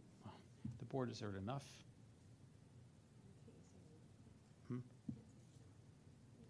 The board has heard sufficient. The board has been exposed to. just testimony, you don't even need a Sufficient classroom. testimony to suggest that some limitations are appropriate. All right, I hope I said sufficient. Particularly during high capacity periods. Some limitations would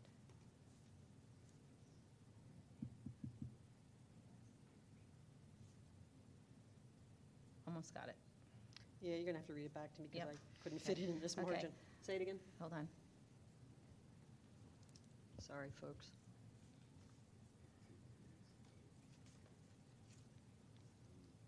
Okay, I changed a little bit, okay. The board has heard enough testimony, no, the board has heard testimony of negative off-leash behavior to suggest that some limitations should be considered. I like that. I would change the board is aware of rather than the board is heard. It just sounds more, Is aware of. You don't even have to the board is aware of, yeah. be aware of it. It doesn't have to say that. Testimony I wouldn't use the word testimony. I'd say information. whereof, Testimony is too narrow. or Accounts. accounts? What'd you say? Say it again? The board is aware of accounts of That's where some we need negative off-leash AI. behavior to suggest that some limitations should be Artificial considered. intelligence. Yeah, accounts or reports. Incidents I mean, an account is a report. or incidents? well, right now we have reports of incidents. You could skip right to incidents. I don't know, what reads better, Claire? Instead of that, how about that suggest some limitation should be considered? The board is aware of accounts of negative off-leash behavior that would. By dogs. Not by humans. That would, that suggests some. Supports, that supports. And then you want to add the 1 to 2 day. Oh, But like no, we that don't- supports, Clark had good language, that supports some limitations on such activity within Skunk Hollow Park. That's pretty generic. How about the board has been made aware, or, you know, just. No, is just the aware? board is aware, Okay. yeah. Of Trying to eliminate. words of reports of negative. Tammy, there's standard signage, I assume, at this point. It's kind of like agreed upon rules. I'm sorry, can you say that again? Standard signage when you get into I've seen dog parks and trail signs. There's basically almost standards for signs at this point for basic rules. There are, but we could also create our own. I mean, if we're following the etiquette thought process. Right.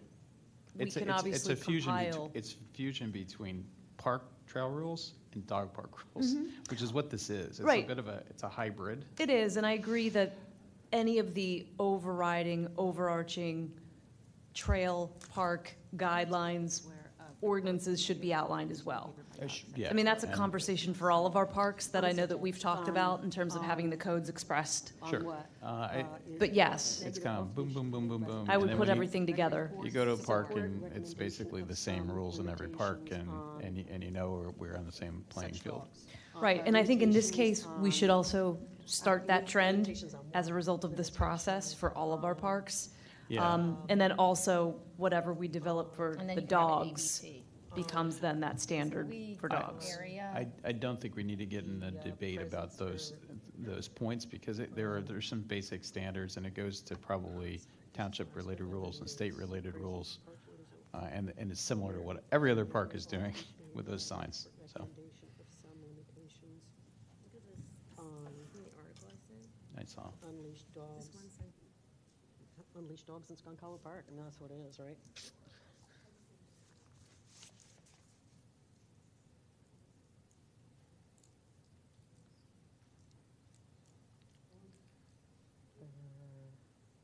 Okay, So, all right. so now we got Township insurance parks are open to everybody, blah, blah, blah. acknowledge the current privilege and benefits of allowing dogs off leash in Skunk Hollow. And benefits, privilege and benefits, so we get that. Parks Board is aware of reports of negative off-leash behavior by dogs that support, which would support, you know. Which support. Yeah. You do, huh? And then, All right, we okay, you want to hear what, yeah, so hold that, okay? You want to hear what Claire has, so? All right, so this is. Sorry, what we- folks. This is what we have to start, okay? Number one, the Parks Board, blah, blah, blah, Blah, blah, blah. believes it is the duty of the township to ensure its park and other public amenities can be safely used and engaged by all residents, and the needs and preferences be accommodated as reasonably practical. I think you mean enjoyed, not engaged. Oh, I kind of like engaged, okay, yeah, all right. Enjoyed by all residents and the needs and preferences be accommodated as reasonably practical. All right. Yeah, but they don't go there to not enjoy it. I'm just using it because that's typical legalese. All right, so that's Use and basic, enjoyment of private that's a property, basic, blah, blah, blah. that's a basic first sentence, which is, we believe this is something that's important, that everybody should be able to use parks. Okay. That's our goal, that's our goal. Number two, the park acknowledges that the current privileges and benefits of allowing dogs off leash in Skunk Hollow. Okay, take out that. Yeah. The Parks and Recreation Board acknowledges That's it. that Okay. because then we would need more in that sentence. Yeah, we need a verb. That. Okay, the Parks Board acknowledges the current privileges and benefits of allowing dogs off leash in Skunk Hollow. Plain, simple. Yeah, Okay. The Parks Board is aware of reports of negative off-leash behavior by dogs, which support recommendation of some limitations on unleashed dogs in Skunk Hollow. Okay, now, you said you had a good closing statement? I just think the sentence from this article that I was going to steal, but I like that they say, the understanding and sustainable coexistence of canines, dog owners, and those human park users who do not own dogs in built environments, something that's saying basically that that's targeting the coexistence of all of us, sustainable coexistence. I love it, though, canines, dog owners, and those human park users who do not own dogs. So Do you mind if you pass that over to Claire?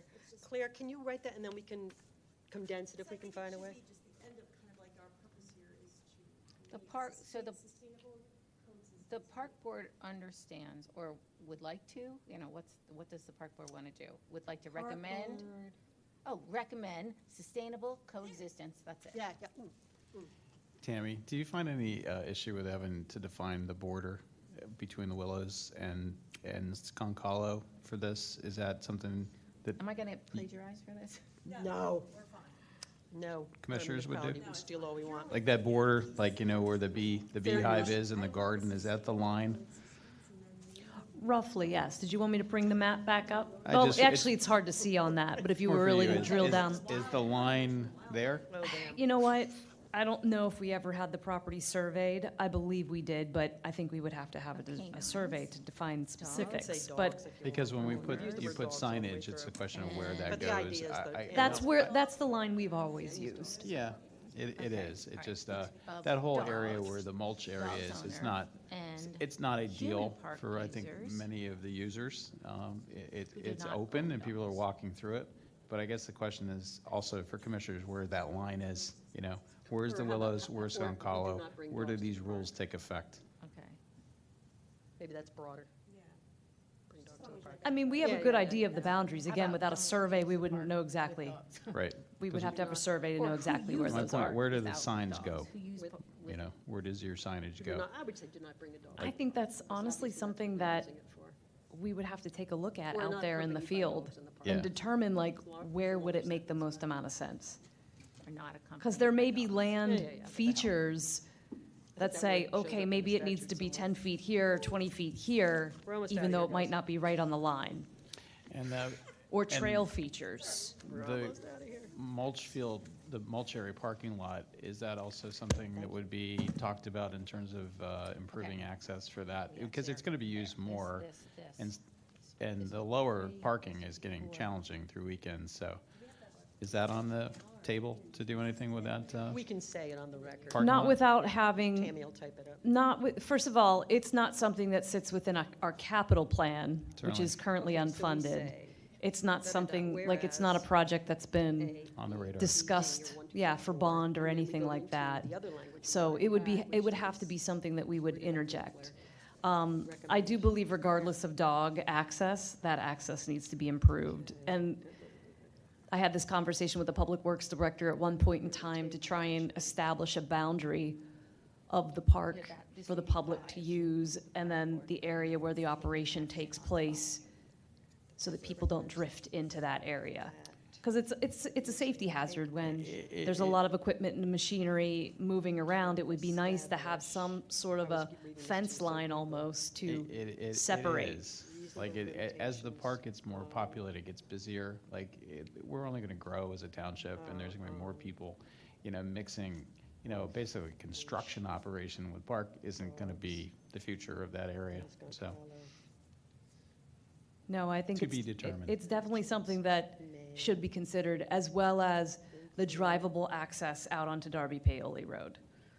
Like getting in and out of Skunk Hollow, as everybody, talked about and acknowledged, it's a very difficult, it's easier to drive in, but if you're making a left in, it's not easy to make a left and swing down in there. Just as it's not to get out of it and make a right. Permitted, not I know this is Or off not topic, permitted. this is a conversation, the egress via Newtown Square, is that ever on discussion in terms of entering that far route? off Off Paper Mill, Yeah. leash dogs, I know there's some development that's gonna be going on back in there. establishing a permit program When there was a legal For- situation that had settled on that was definitely something that was thought of and discussed. I brought it up. Yeah. But I know there's a development now that's going on back there with a major property. So I think, again, it's about understanding where the boundaries really are. Yes. So the properties need to be surveyed in order to really understand, like, where Just does it a- begin and end? Obviously, there's emergency egress that route for people coming through, but it just, as there's growth, there's also the potential that's another access point. And I don't know where that is. Certainly. And again, I think once you understand the boundary, then we would have to look at, okay, is there a way we could situate parking within there Yeah. in some way? It has a lot to do with the future of the development of that park, access, emergency egress. It changes the dynamic. So it's going to grow as a park. It's going to, so. Not if you regulate it. Yes. It's just the pressures are high, their urban pressures are high, the amount of people that use it. You go into some parks in Hawaii, for example, they have somebody at the gate and they have a 2,000 limit per day, So, if the population builds up for parks, we see it in every major park, Zion, all these other places. Ultimately, there's a gate up, so it's an unfortunate part of the future. It is, and unfortunately, I've heard about revenues or cost assessments too to get into parks as well, which is bizarre, but there's some parks out there that are doing that. They're charging to get in. Yeah. So Yeah. hopefully we don't ever have to go there. There's, in Lehigh Valley, Jim Thorpe, that park is a paid park to get into, I believe, as a county park. Interesting. So. All right, are we ready for a read-through? So, go ahead, Mary. Do you want to do it, or do you want me to do it? I better do it now. Now that I've messed it up. Can you read it? Okay, this isn't the final read-through guide, because Claire and I have just been, sorry, folks, kind of messing around with it. But here we go. If you want to record me, that's fine. All right. Something substantially the same as. Whereas the Parks and Recreation Board believes it is the duty of the township to ensure that its parks and other public amenities can be safely used and enjoyed by all residents, and that the needs and preferences of all residents be accommodated as reasonably practicable. Well, the word is practicable, though. I think that's the right word. And whereas the Parks and Recreation Board acknowledges the current privileges and benefits of allowing dogs off-leash in Skunk Hollow.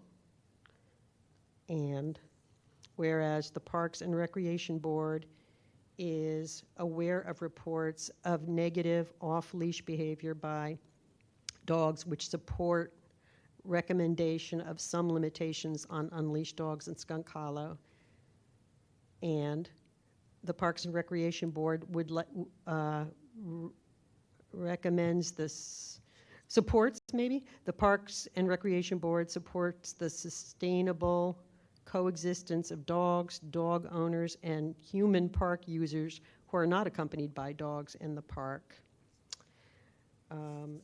And then that switches to new paragraph. Therefore, based on the foregoing, the Radnor Township Parks and Recreation Board recommends to the Radnor Township Board of Commissioners the following. The park, so it'd be like a colon. The board recommends that the Board of Commissioners take action to establish reasonable limitations on off-leash dogs in Skunk Hollow. Such actions may include one or more of the following. That would be a colon. 1, establishing days that off-leash dogs are permitted or not permitted in Skunk Hollow. 2, establishing specific areas within Skunk Hollow designated for off-leash dogs. 3, establishing a permit program for dogs permitted off-leash in Skunk Hollow.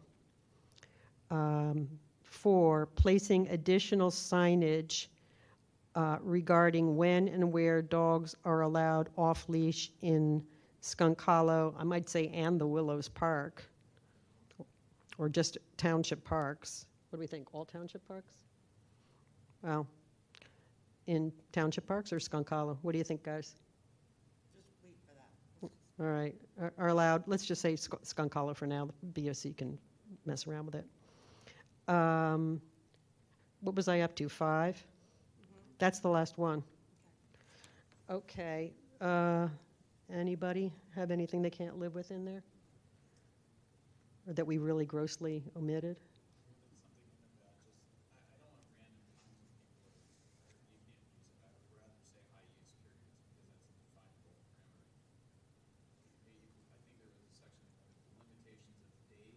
Mm-hmm.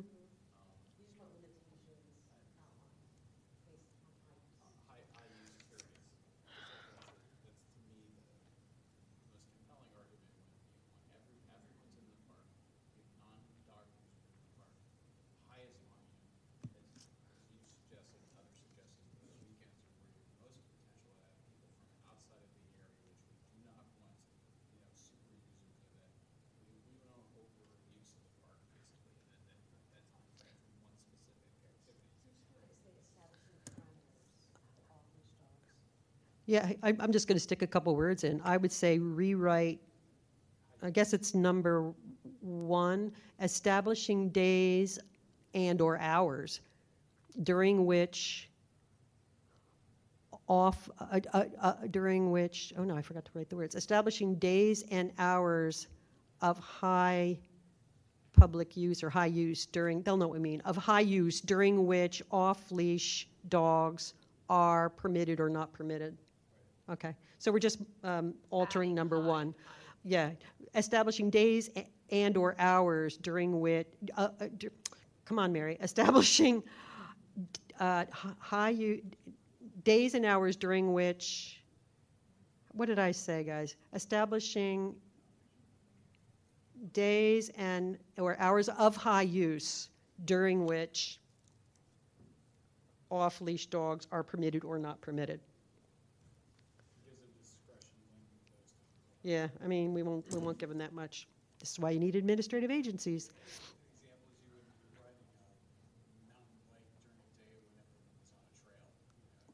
Right, okay.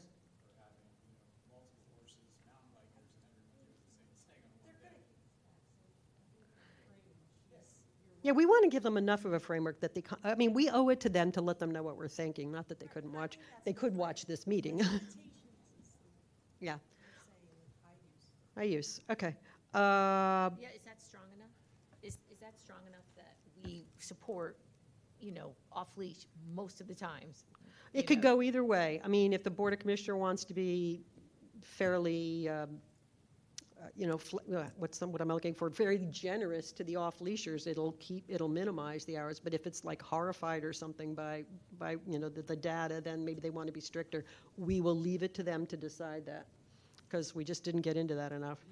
But I think I'm pretty happy with this, actually. You guys? Can we add one thing? I'm sorry. Do you mind if I Yeah, interject? sure. Go ahead, Tammy. Can we add a statement about establishing a maximum number of dogs per owner or per dog walker so that we can avoid the situation where Yeah, there's... That's a good one, actually. How do we feel about that, board? I've seen that in... That's a whole other topic. It's a good one. Well, again, we're not telling them they must. We're giving what... Is a dog walker an adult? I also would just suggest getting ready, because it could be potential that the Board of Commissioners is going to maybe kick this back for more definition. For more It's stuff. It's going to be like the circuit court kicking it But back to the district this court. is a great outline to come back and work from. Yeah. I had to send it back. I think it's But we can send it- Remand. We can send it back to them. direction, it's gonna get picked back. But in fairness, I hope not. I I just just- know it's going to get to that level, and there's going to be significant pushback or revisions on that end. And I don't want to craft a document that's going to be ripped in 3 pieces and then back. So they can give us feedback, and then we'll give them a little bit more detail if they send it back. Do you want... I kind of like giving them as much as I can in the way of options, because we're not saying they must do any of these. We're recommending one or more. my inclination is to do as much work as we can and give the board as much guidance as we can, if we believe it. I mean, if we don't agree with it, then we're not going to vote for it. But I kind of like the idea. I've seen this in a lot of articles I read. I read a ton of articles of limitations on the number of dogs at one time. And I know there was people who had like 4 at a time of these huge dogs, and they were running all over the place. Yeah, I mean, for commercial use in our parks. I think that goes to data, and it goes to reporting, and those are the type of events and incidents which will lead to further limitation. But I just find it hard to legislate based on Pennsylvania statutes, the amount of dogs you can have, you know. I don't think that exists in any statute. Well, but we're not limited to a statute. We're many? sitting here as the board, using our personal experience in all the years we've lived and been around dogs, about what do we think is a reasonable number, if we think this is a good idea. Whether we think it is a reasonable limitation on how many dogs one handler can have back there at one time. I'm listening, hold on. Did you hear that? It goes, yeah. We're not saying they must. We're trying to decide, is this something that we want to recommend that the board consider? A limitation on the number of unleashed dogs that can be brought to the park by a single handler? I think it's not a bad thing for them. They may say, we don't want to go there, but to me it seems like a reasonable thing to offer to them as a suggestion, which they can either take or leave. Do we want to include that as a suggestion or not? I'm leaning towards not including that as a No. suggestion because it's so specific. And what like, if we're thinking about what we, data, I'd love to see data on that. How many people bring more than 1 or 2? Yeah, I think the argument would be you're going to have somebody with multiple animals, and they're going to be the best behaved animals. So, like, why? Oh, based on my experience, that's you not know the what case. I mean? So I just, I wouldn't single out that. I just think at some point, if there is an incident involving multiple animals that was reported, it would definitely be the type of thing we would have to say no. All right, well, I'm You know. reporting it now. There was, I mean, so many times I have been trampled by 4 dogs running at the same time, and it was always the same 4 dogs. So, you know, just am I mean, it's not- like, I'm not really there. 4 of these big beasts at the same time with one handler who's nowhere in sight. So, but if you don't want to include it, we don't have to, because we don't have to include everything, because we can recommend to the board, we recommend that you think about this and then call it a night. But I do want to give them some guidance. So, should we vote on this with that provision that Tammy just recommended not included and see if everyone's happy? Should we vote on this with that provision of Tammy's included and see what happens? I mean, how do we want to go on this, guys? I mean, I guess one way to get this going is to make a motion. Can I just offer one more thought to that? It's Mhm, sort you of can. part of it, Sure. or not. Do you want to consider like the potential of a preclusion of usage on established dog walkers or businesses that walk their dogs? 'Cause I think a lot of the people who do it are an established dog walking business that they dog sit, and that's why they have so many different dogs that they bring. I know, do with that- believe some people have multiple dogs. Absolutely. hard Some to know. people have a lot, and I get that, but I don't know if maybe that adds another piece to it. I'm just throwing it on the table. Yeah. And you know, to Tammy, the I'm not even discussion. sure if, the operative ordinance language right now is under control. And I really do query whether you could have 4 huge dogs off leash, under control at the same time. But that's really murky. So, okay, hold on one second. That could also fall under a permit program. You can get the permit for just so many Yeah. dogs, And actually, you can make, for multiple dogs, a permit could get, expensive, so it's a permit kind of limitation.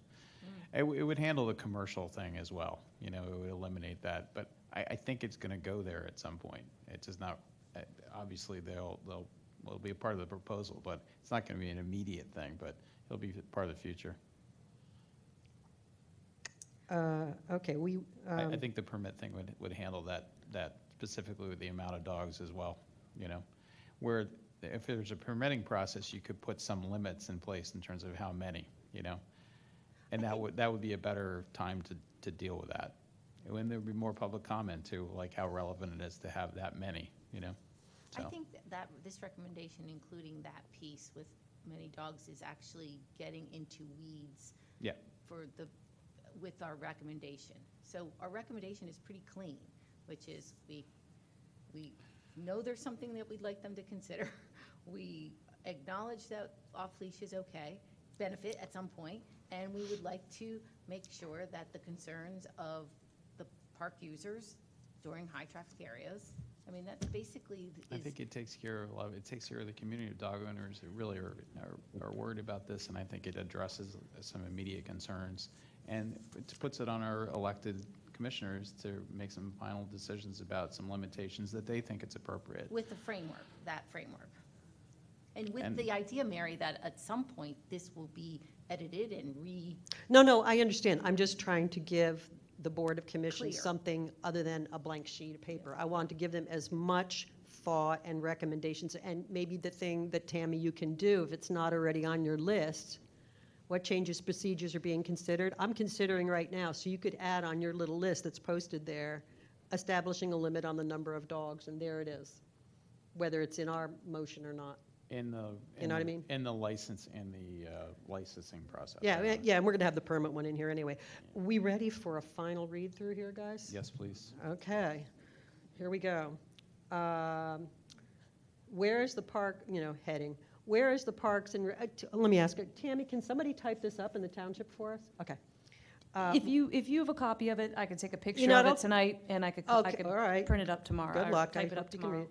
Okay, but you'll also have this recording. Whereas the Parks and Recreation Board believes it is the duty of the township to ensure that its parks and other public amenities can be safely used and enjoyed by all residents, and that the needs and preferences of all residents be accommodated as reasonably practicable.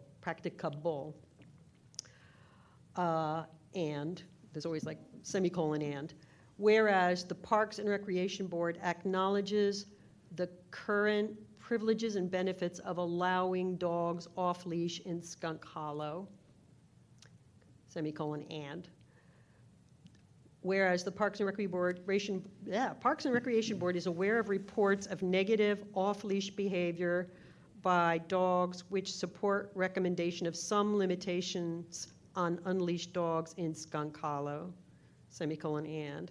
Whereas the Parks and Recreation Board recommends the sustainable coexistence of dogs, dog owners, and human park users who are not accompanied by dogs in the park. Therefore, the Parks and Recreation Board recommends that the Board of Commissioners take action to establish reasonable limitations on off-leash dogs in Skunk Hollow. Such actions may include one or more of the following. That's a colon. Okay, 1, establishing days and/or hours of high use during which off-leash dogs are permitted or not permitted in Skunk Hollow. 2, establishing specific areas in Skunk Hollow designated for off-leash dogs. 3, establishing a permit program for unleashed dogs in Skunk Hollow. 4, placing additional signage regarding when and where dogs are allowed off-leash in Skunk Hollow. What was that, 4? And, semicolon, and establishing additional dog parks in Radnor Township.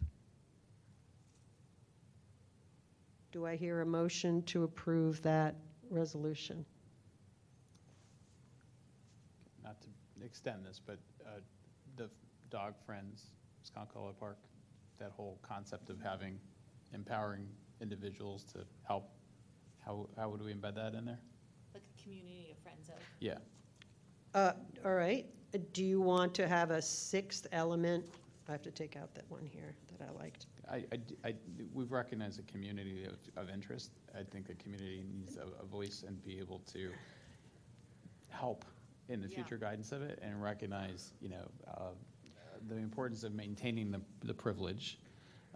So I think that's important to maintain the group, you know, that has interest, you know, and not by, you know, having to ferret this out through meetings like this in the future, but being a proactive force to say, you know, gentlemen out there talking about, you know, ways of educating and whatnot. That's what we need. So Okay, what I've got, Clark, and I'm going to ask you to fill in the blank at the end, number 6, working with Radnor Township residents to establish a what? Friends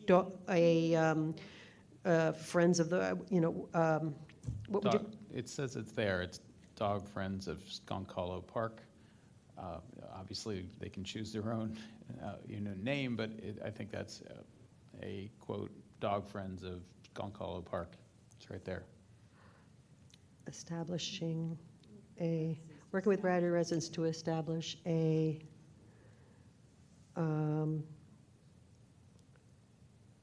where is it? Why can't I find it? Do we want to just say, just Friends of Skunk Hollow Park? Because that would include anybody who was interested. Sure. Right? Sure. So, but I like that idea, Clark, is that we have a community that really is taking some ownership and agency that we would love to engage. Yeah, it was that gentleman right there, the weekend program, you know, like education, you know, it just makes it a place where you want to take your dog because you're going to get more than just walking your dog, you know, or have a community. There's going to be programming, you know, or things that can help, you know, so. Okay, I hope this isn't too long. All right.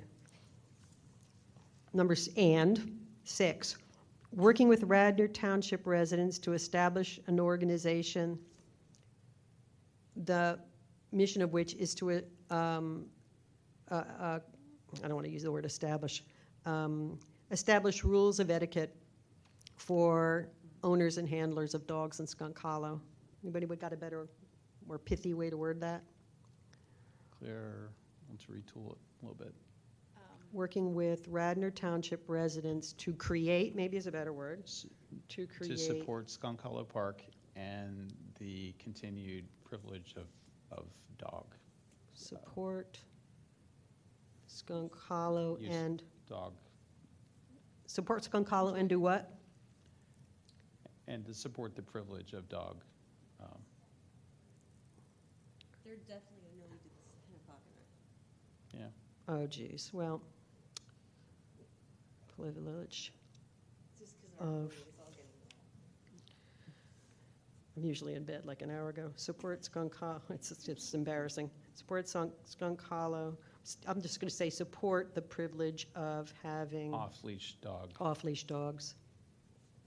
Yeah, I like this, Clark. Dogs in Skunk Hollow. Okay, I'm not going to read the whole thing again, but I'm going to say after number 5, semicolon, and working with Radnor Township residents to create an organization, the mission of which is to support the privilege of having off-leash dogs in Skunk Hollow.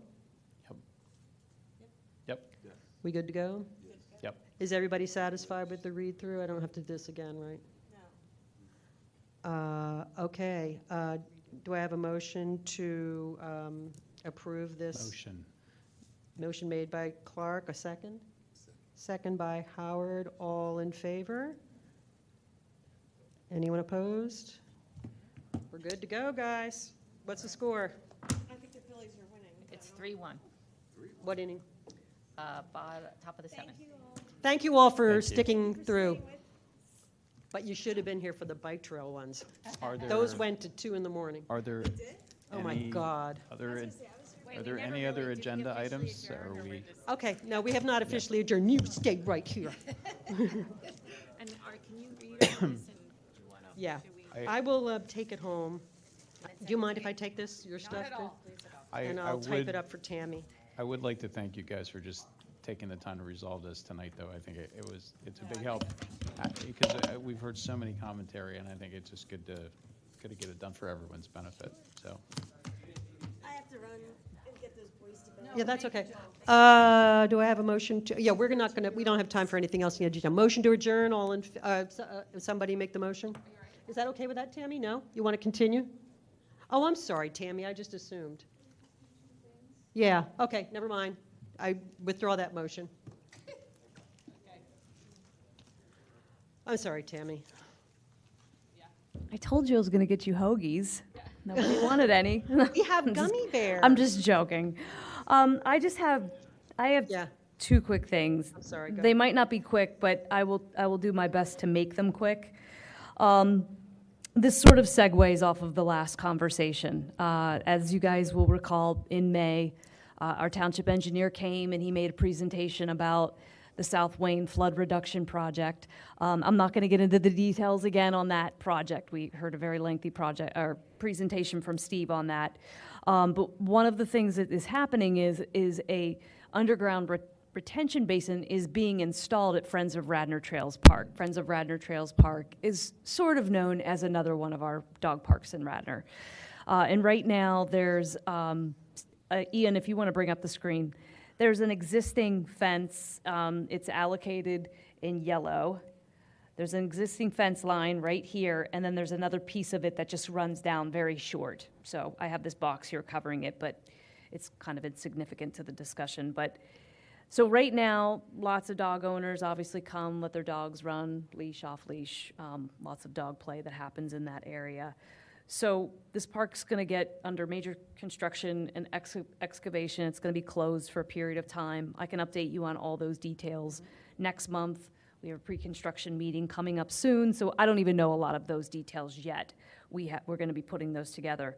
But part of the discussion is when the park gets put back together, there was a thought process that we would now officially make it an enclosure for the dogs.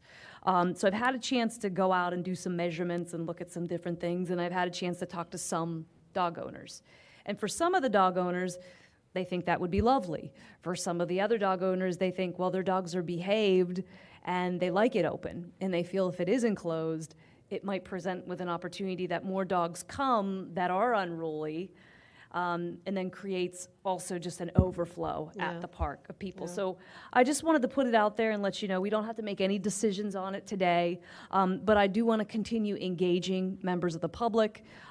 This is another discussion item where not only are we going to put some information and make it available at the park kiosk in one of our information boxes, not only just to explain to them that we are evaluating the fencing schematic ultimately when the park gets put back together, but we also want to notify them so they're aware of the project, because a lot of people still don't know that it's happening, and the park will likely be closed for an extended period of time. A timeline, do you know when? Soon. Well, this part of I don't know where this falls within the phase, because this is West Wayne Preserve, as well as Friends of Radnor Trails Park, plus there's a portion underneath the trail here where a system's going to be installed. So next month, I'll be prepared to talk about that more. Oh, my God. Oh, that's sweet. That is so kind. You're so nice. Thank you. It's better than this. Yeah, because we've been eating gummy bears all night. It is. It's got tomatoes. Thank you. Thank you. Thank you for That's doing that. incredible. Go Phils. Take care. Yeah, you know, yeah, I mean, it'll be what it'll be. I would say, I don't know if it's working with, I mean, the one thing I always wanted was the fence that's now there, because we kept getting reports of people, or dogs crossing over and making it kind of scary for people accessing the actual trail. But that's already there, so I don't know, might be if it ain't broke, don't fix it, but we'll get there. Can I ask a question? Sure. I've actually, this is the place where I bring my dog. I live right around the corner. This is our park with or without the dog. And so I know the traffic patterns and how it's used, and sometimes it's super crowded and sometimes there's nobody there. Something that I've kind of been talking about with people is if there was a fence enclosure to be bigger than, it looks like you have two different designations there, like either like a small, the 97 across, or you're saying all the way over? Those are really just dimensions. I'm not really presenting an option. I'm just saying that the discussion to enclose it is there entirely. The discussion to enclose it so that part of the fencing runs along the pathway, so that if people are walking through on this side, you could create that separation.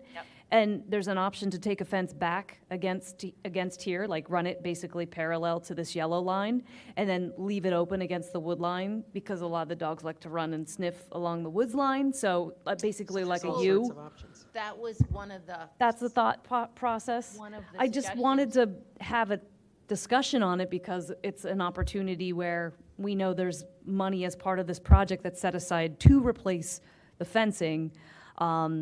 So it's a time to discuss I've it. seen that map, but is that tree line preserved, that gully that's in there, or is that gone? In accordance with the construction plan, a lot of these trees are coming out. Between the trail and that, is that going to be more flat surface? I don't know. Well, there's like a little run through There is right in here. It kind of sinks. Like, so this is a slope. But where the trees are now, there's a bit of a gully, and I didn't know if that was going to be flattened out. I don't know to what degree, because the actual basin construction would be like up here in this quadrant. Wow. So it doesn't extend this far down. My own vote would be to have an area that was fenced off and an area that was not. It kind of goes to that whole, it's not one or the other. It's kind of open space that anyone can have a dog and roam around, and otherwise there would be a fenced off area.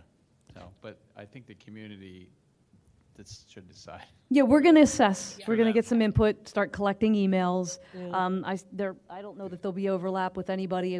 I'll solicit this group also in case they are users of the park also.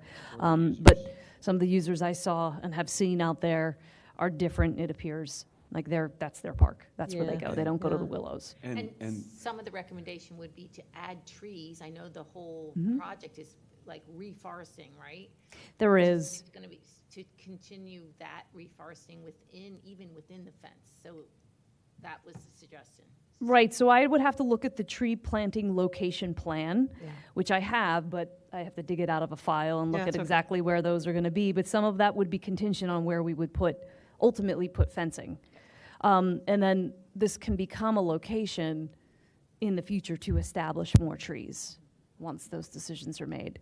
Where that trail is there on, I guess on the left side there? Right here. There are two benches, yeah.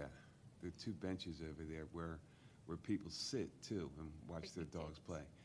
And like I said, I don't hate dogs, okay? But I walk along that path there and the dogs just come up and they just roam around you and just go on about Oh, their they do. business. Yeah, and it's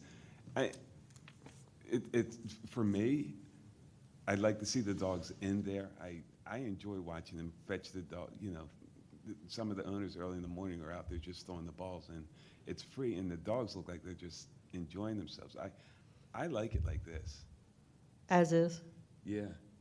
Well, Without these are the all fence. things that we're going to be asked, I Yeah. guess, to weigh in on. So, and we'll, we'll have our own ideas, and we'll get community input, I'm sure.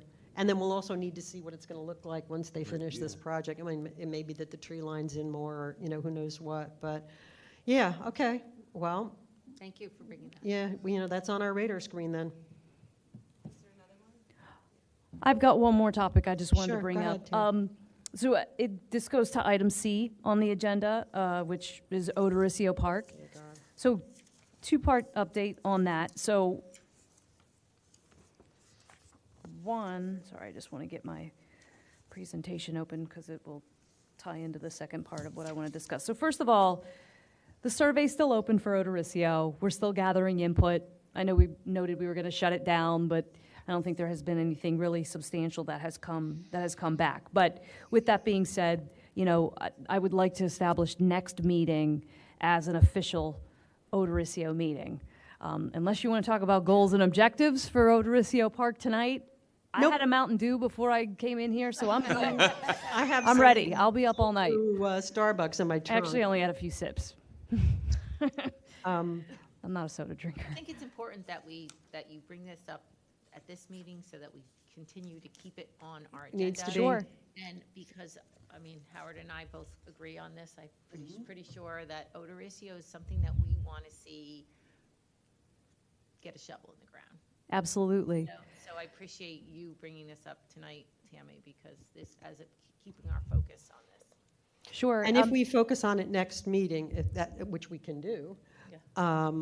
that'll be great. Yeah, and I don't know if we want to take another meeting back to the RTCA for November and actually have a color forms meeting where we look at the pieces and the Well, I would parts on the like to map. do that. I'd And we like can to- do it here, but I don't know. I know, I would like to to do it make there, it but the convenient problem- for the neighbors. Yeah, I mean, it's convenient for the neighbors, and it maybe gets more of a draw, but as we know from experience, the acoustics there are really bad, as we know. But if we just have a roundtable meeting Yeah, and make it like official roundtable yeah. to discuss where things might go. Well, if we, yeah, I mean, I'm just trying to avoid an incident like last time.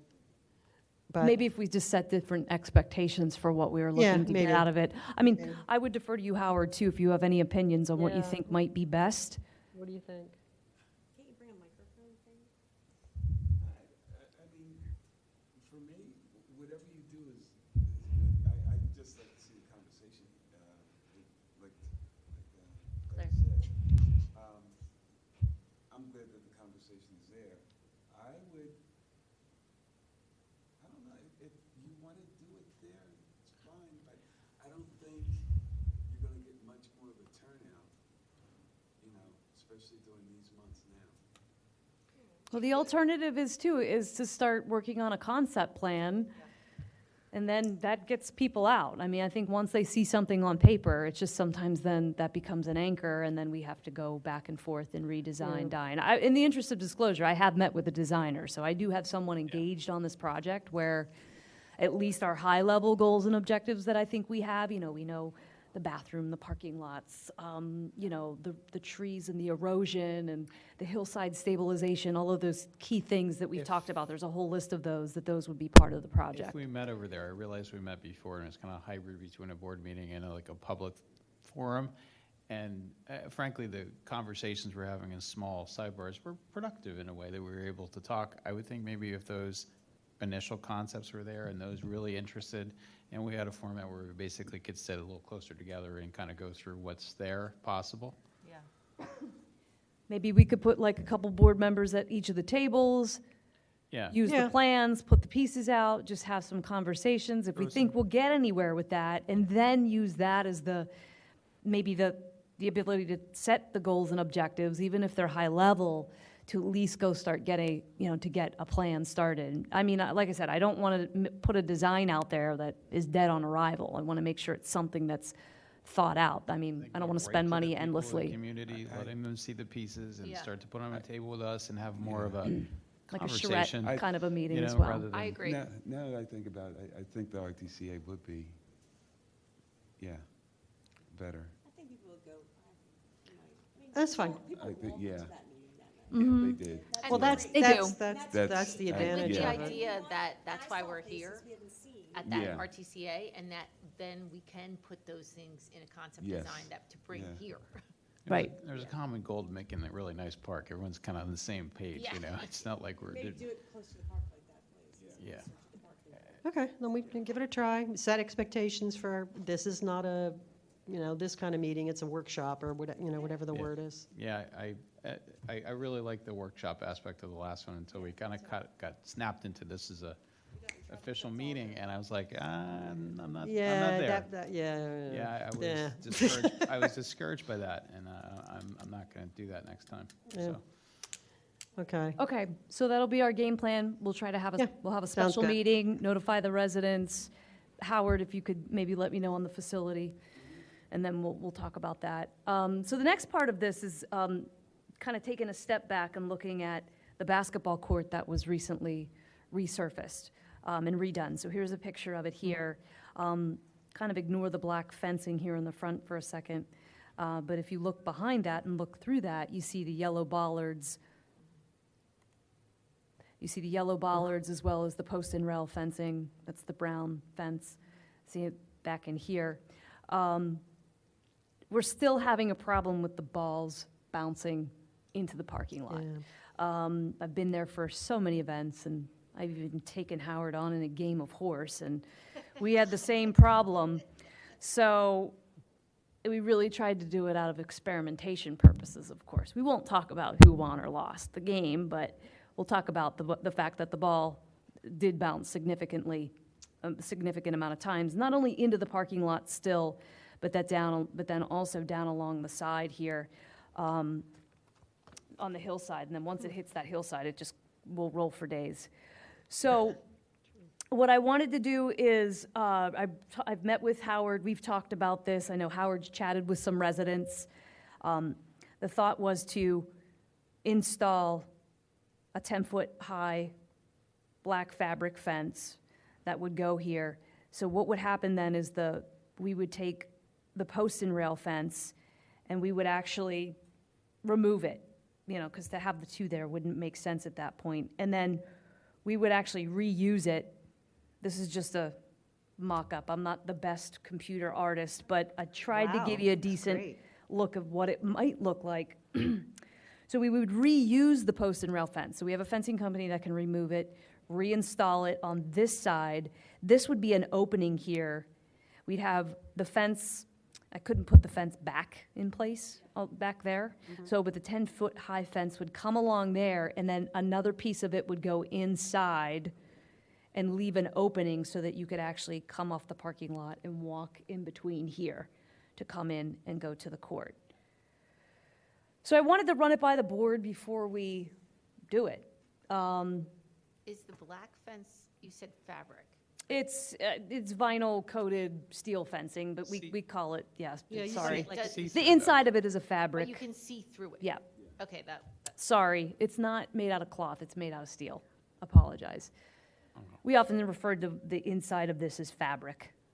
It's a steel fabric. Yes, it's a, yeah. Is 10, just based on your experience, guys, with how the balls go, is 10 feet going to be enough? And is this other fencing going to be enough on the sides? I mean, or is it, shooting 15, 20 feet? So on the side, usually what happens is once it hits this area, it dies in the grass and then it rolls. Okay. On the back side, or the Where people are shooting. parking lot side, to go any higher on something like that, my biggest worry was I don't want it to look like a cage. Yeah. Although, if you look, many basketball courts are fenced in. I know ours are not here, when you look at Cowan and you look at Clement Crown, they're not fenced in. Well, maybe it's enough that it catches 90% of the time they go I think over if it. there's cars there, it would stop my bad shots, I know that. I think if there are cars usually the air parked along balls. there, it would be, I put the fabric fence up like that they use for the batting in back of mine, and it stopped them from doing it just Yeah. on the corners. I just did it like, so the fabric that people use for the batting, I put that up on the corners of both of that, and it stopped. Because I live on Conestoga, so balls going into the street is all, so that actually made it completely stop. So I originally thought of doing that. That was one of my original plans. And then I went to the metal fencing just to give it the higher reach all along. Because I think, again, in our experimentation, it really ricocheted in a lot of different directions. What about the kids who use it? What do they think? They probably don't. Well, they hate going into the parking lot for the balls. I do know that. Yeah. yeah.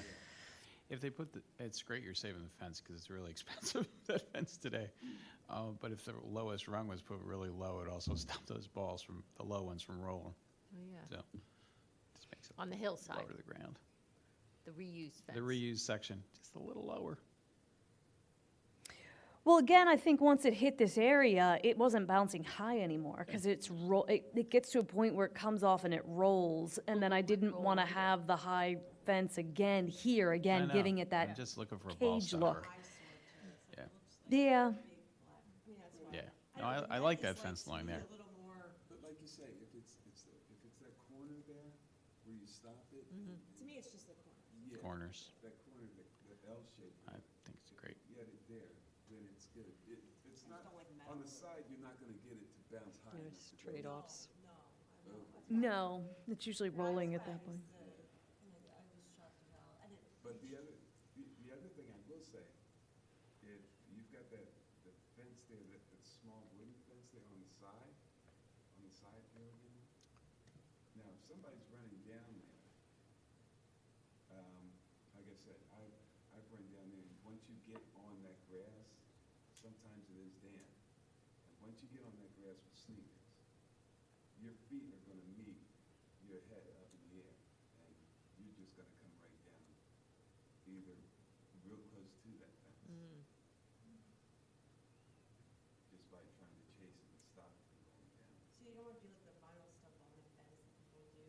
Yeah, like, like you sort of block, it's not real high, it's just, Just usually bottom for like animals or something. yeah, Like the yeah. Friends at Radnor Park has that. Like, and that's. The that's split that- rail that- with that, the- like, it's a- Split rail, it's like double, it's like the split rail, and then there's sort of like a screening almost. Oh, yeah, like, I mean, so, well, we kind of sometimes call that chicken wire. Yeah. But It's more attractive. if you look yeah. on the inside of Clemacrone Playground and Enki Playground, so that's considered Yeah, you can the get it in black like vinyl dark green or coated black, and you almost don't even fabric. see it. That's why we call it that, because it's a fabric roll that gets stuck inside of that. So I usually refer to the higher fencing as that also, so I apologize for the terminology, but No.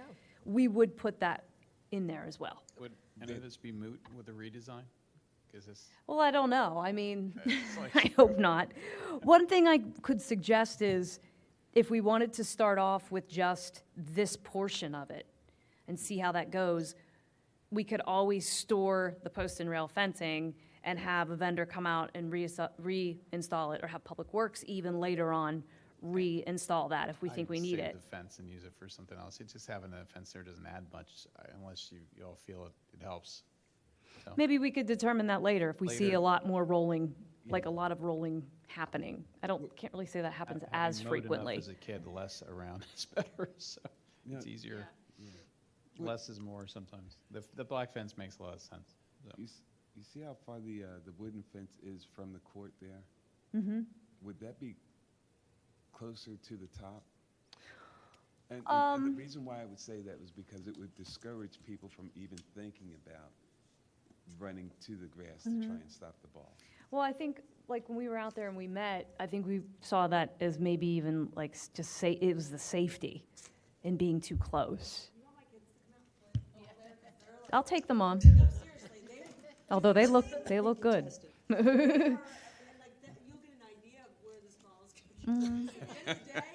Right. Data, we want data.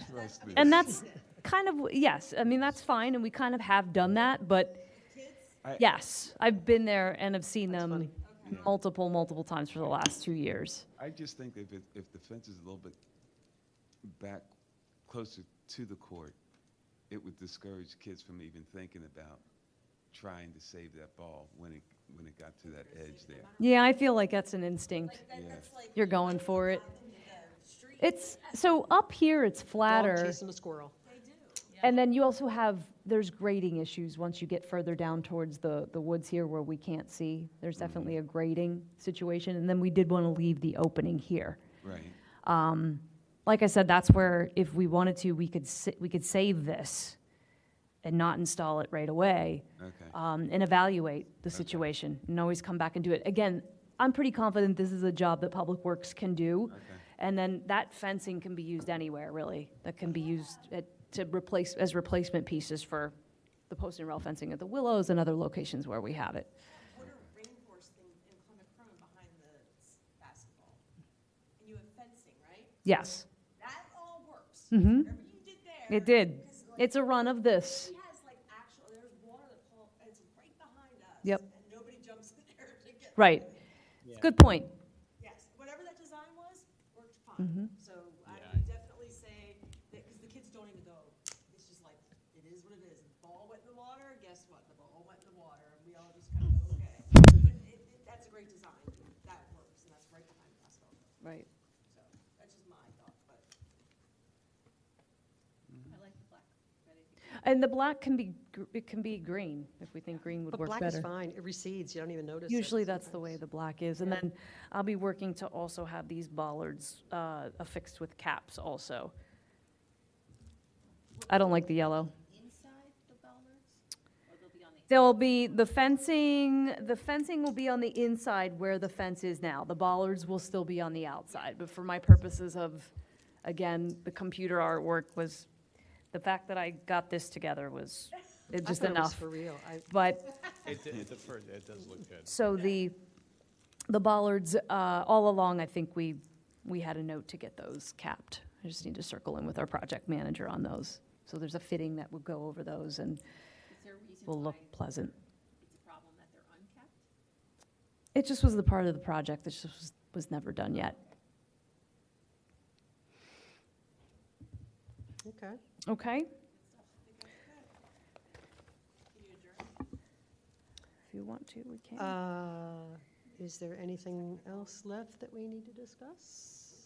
Then we can have a motion to adjourn. Who wants to do that? Clark does. Who wants to second that? All right, Claire, you're going to get the credit for that. All in favor? Aye. Aye. Any opposed? Christina, did you vote? I voted. Yes, thank you. All right. Thank you, everybody. Maybe my kids go to bed now. Yes. Because I think they're still watching. Christmas is nice enough to bring pizza. It's the last thing I want to have right now. I know, I can't eat it, No, but. we cannot leave. Take I- pizza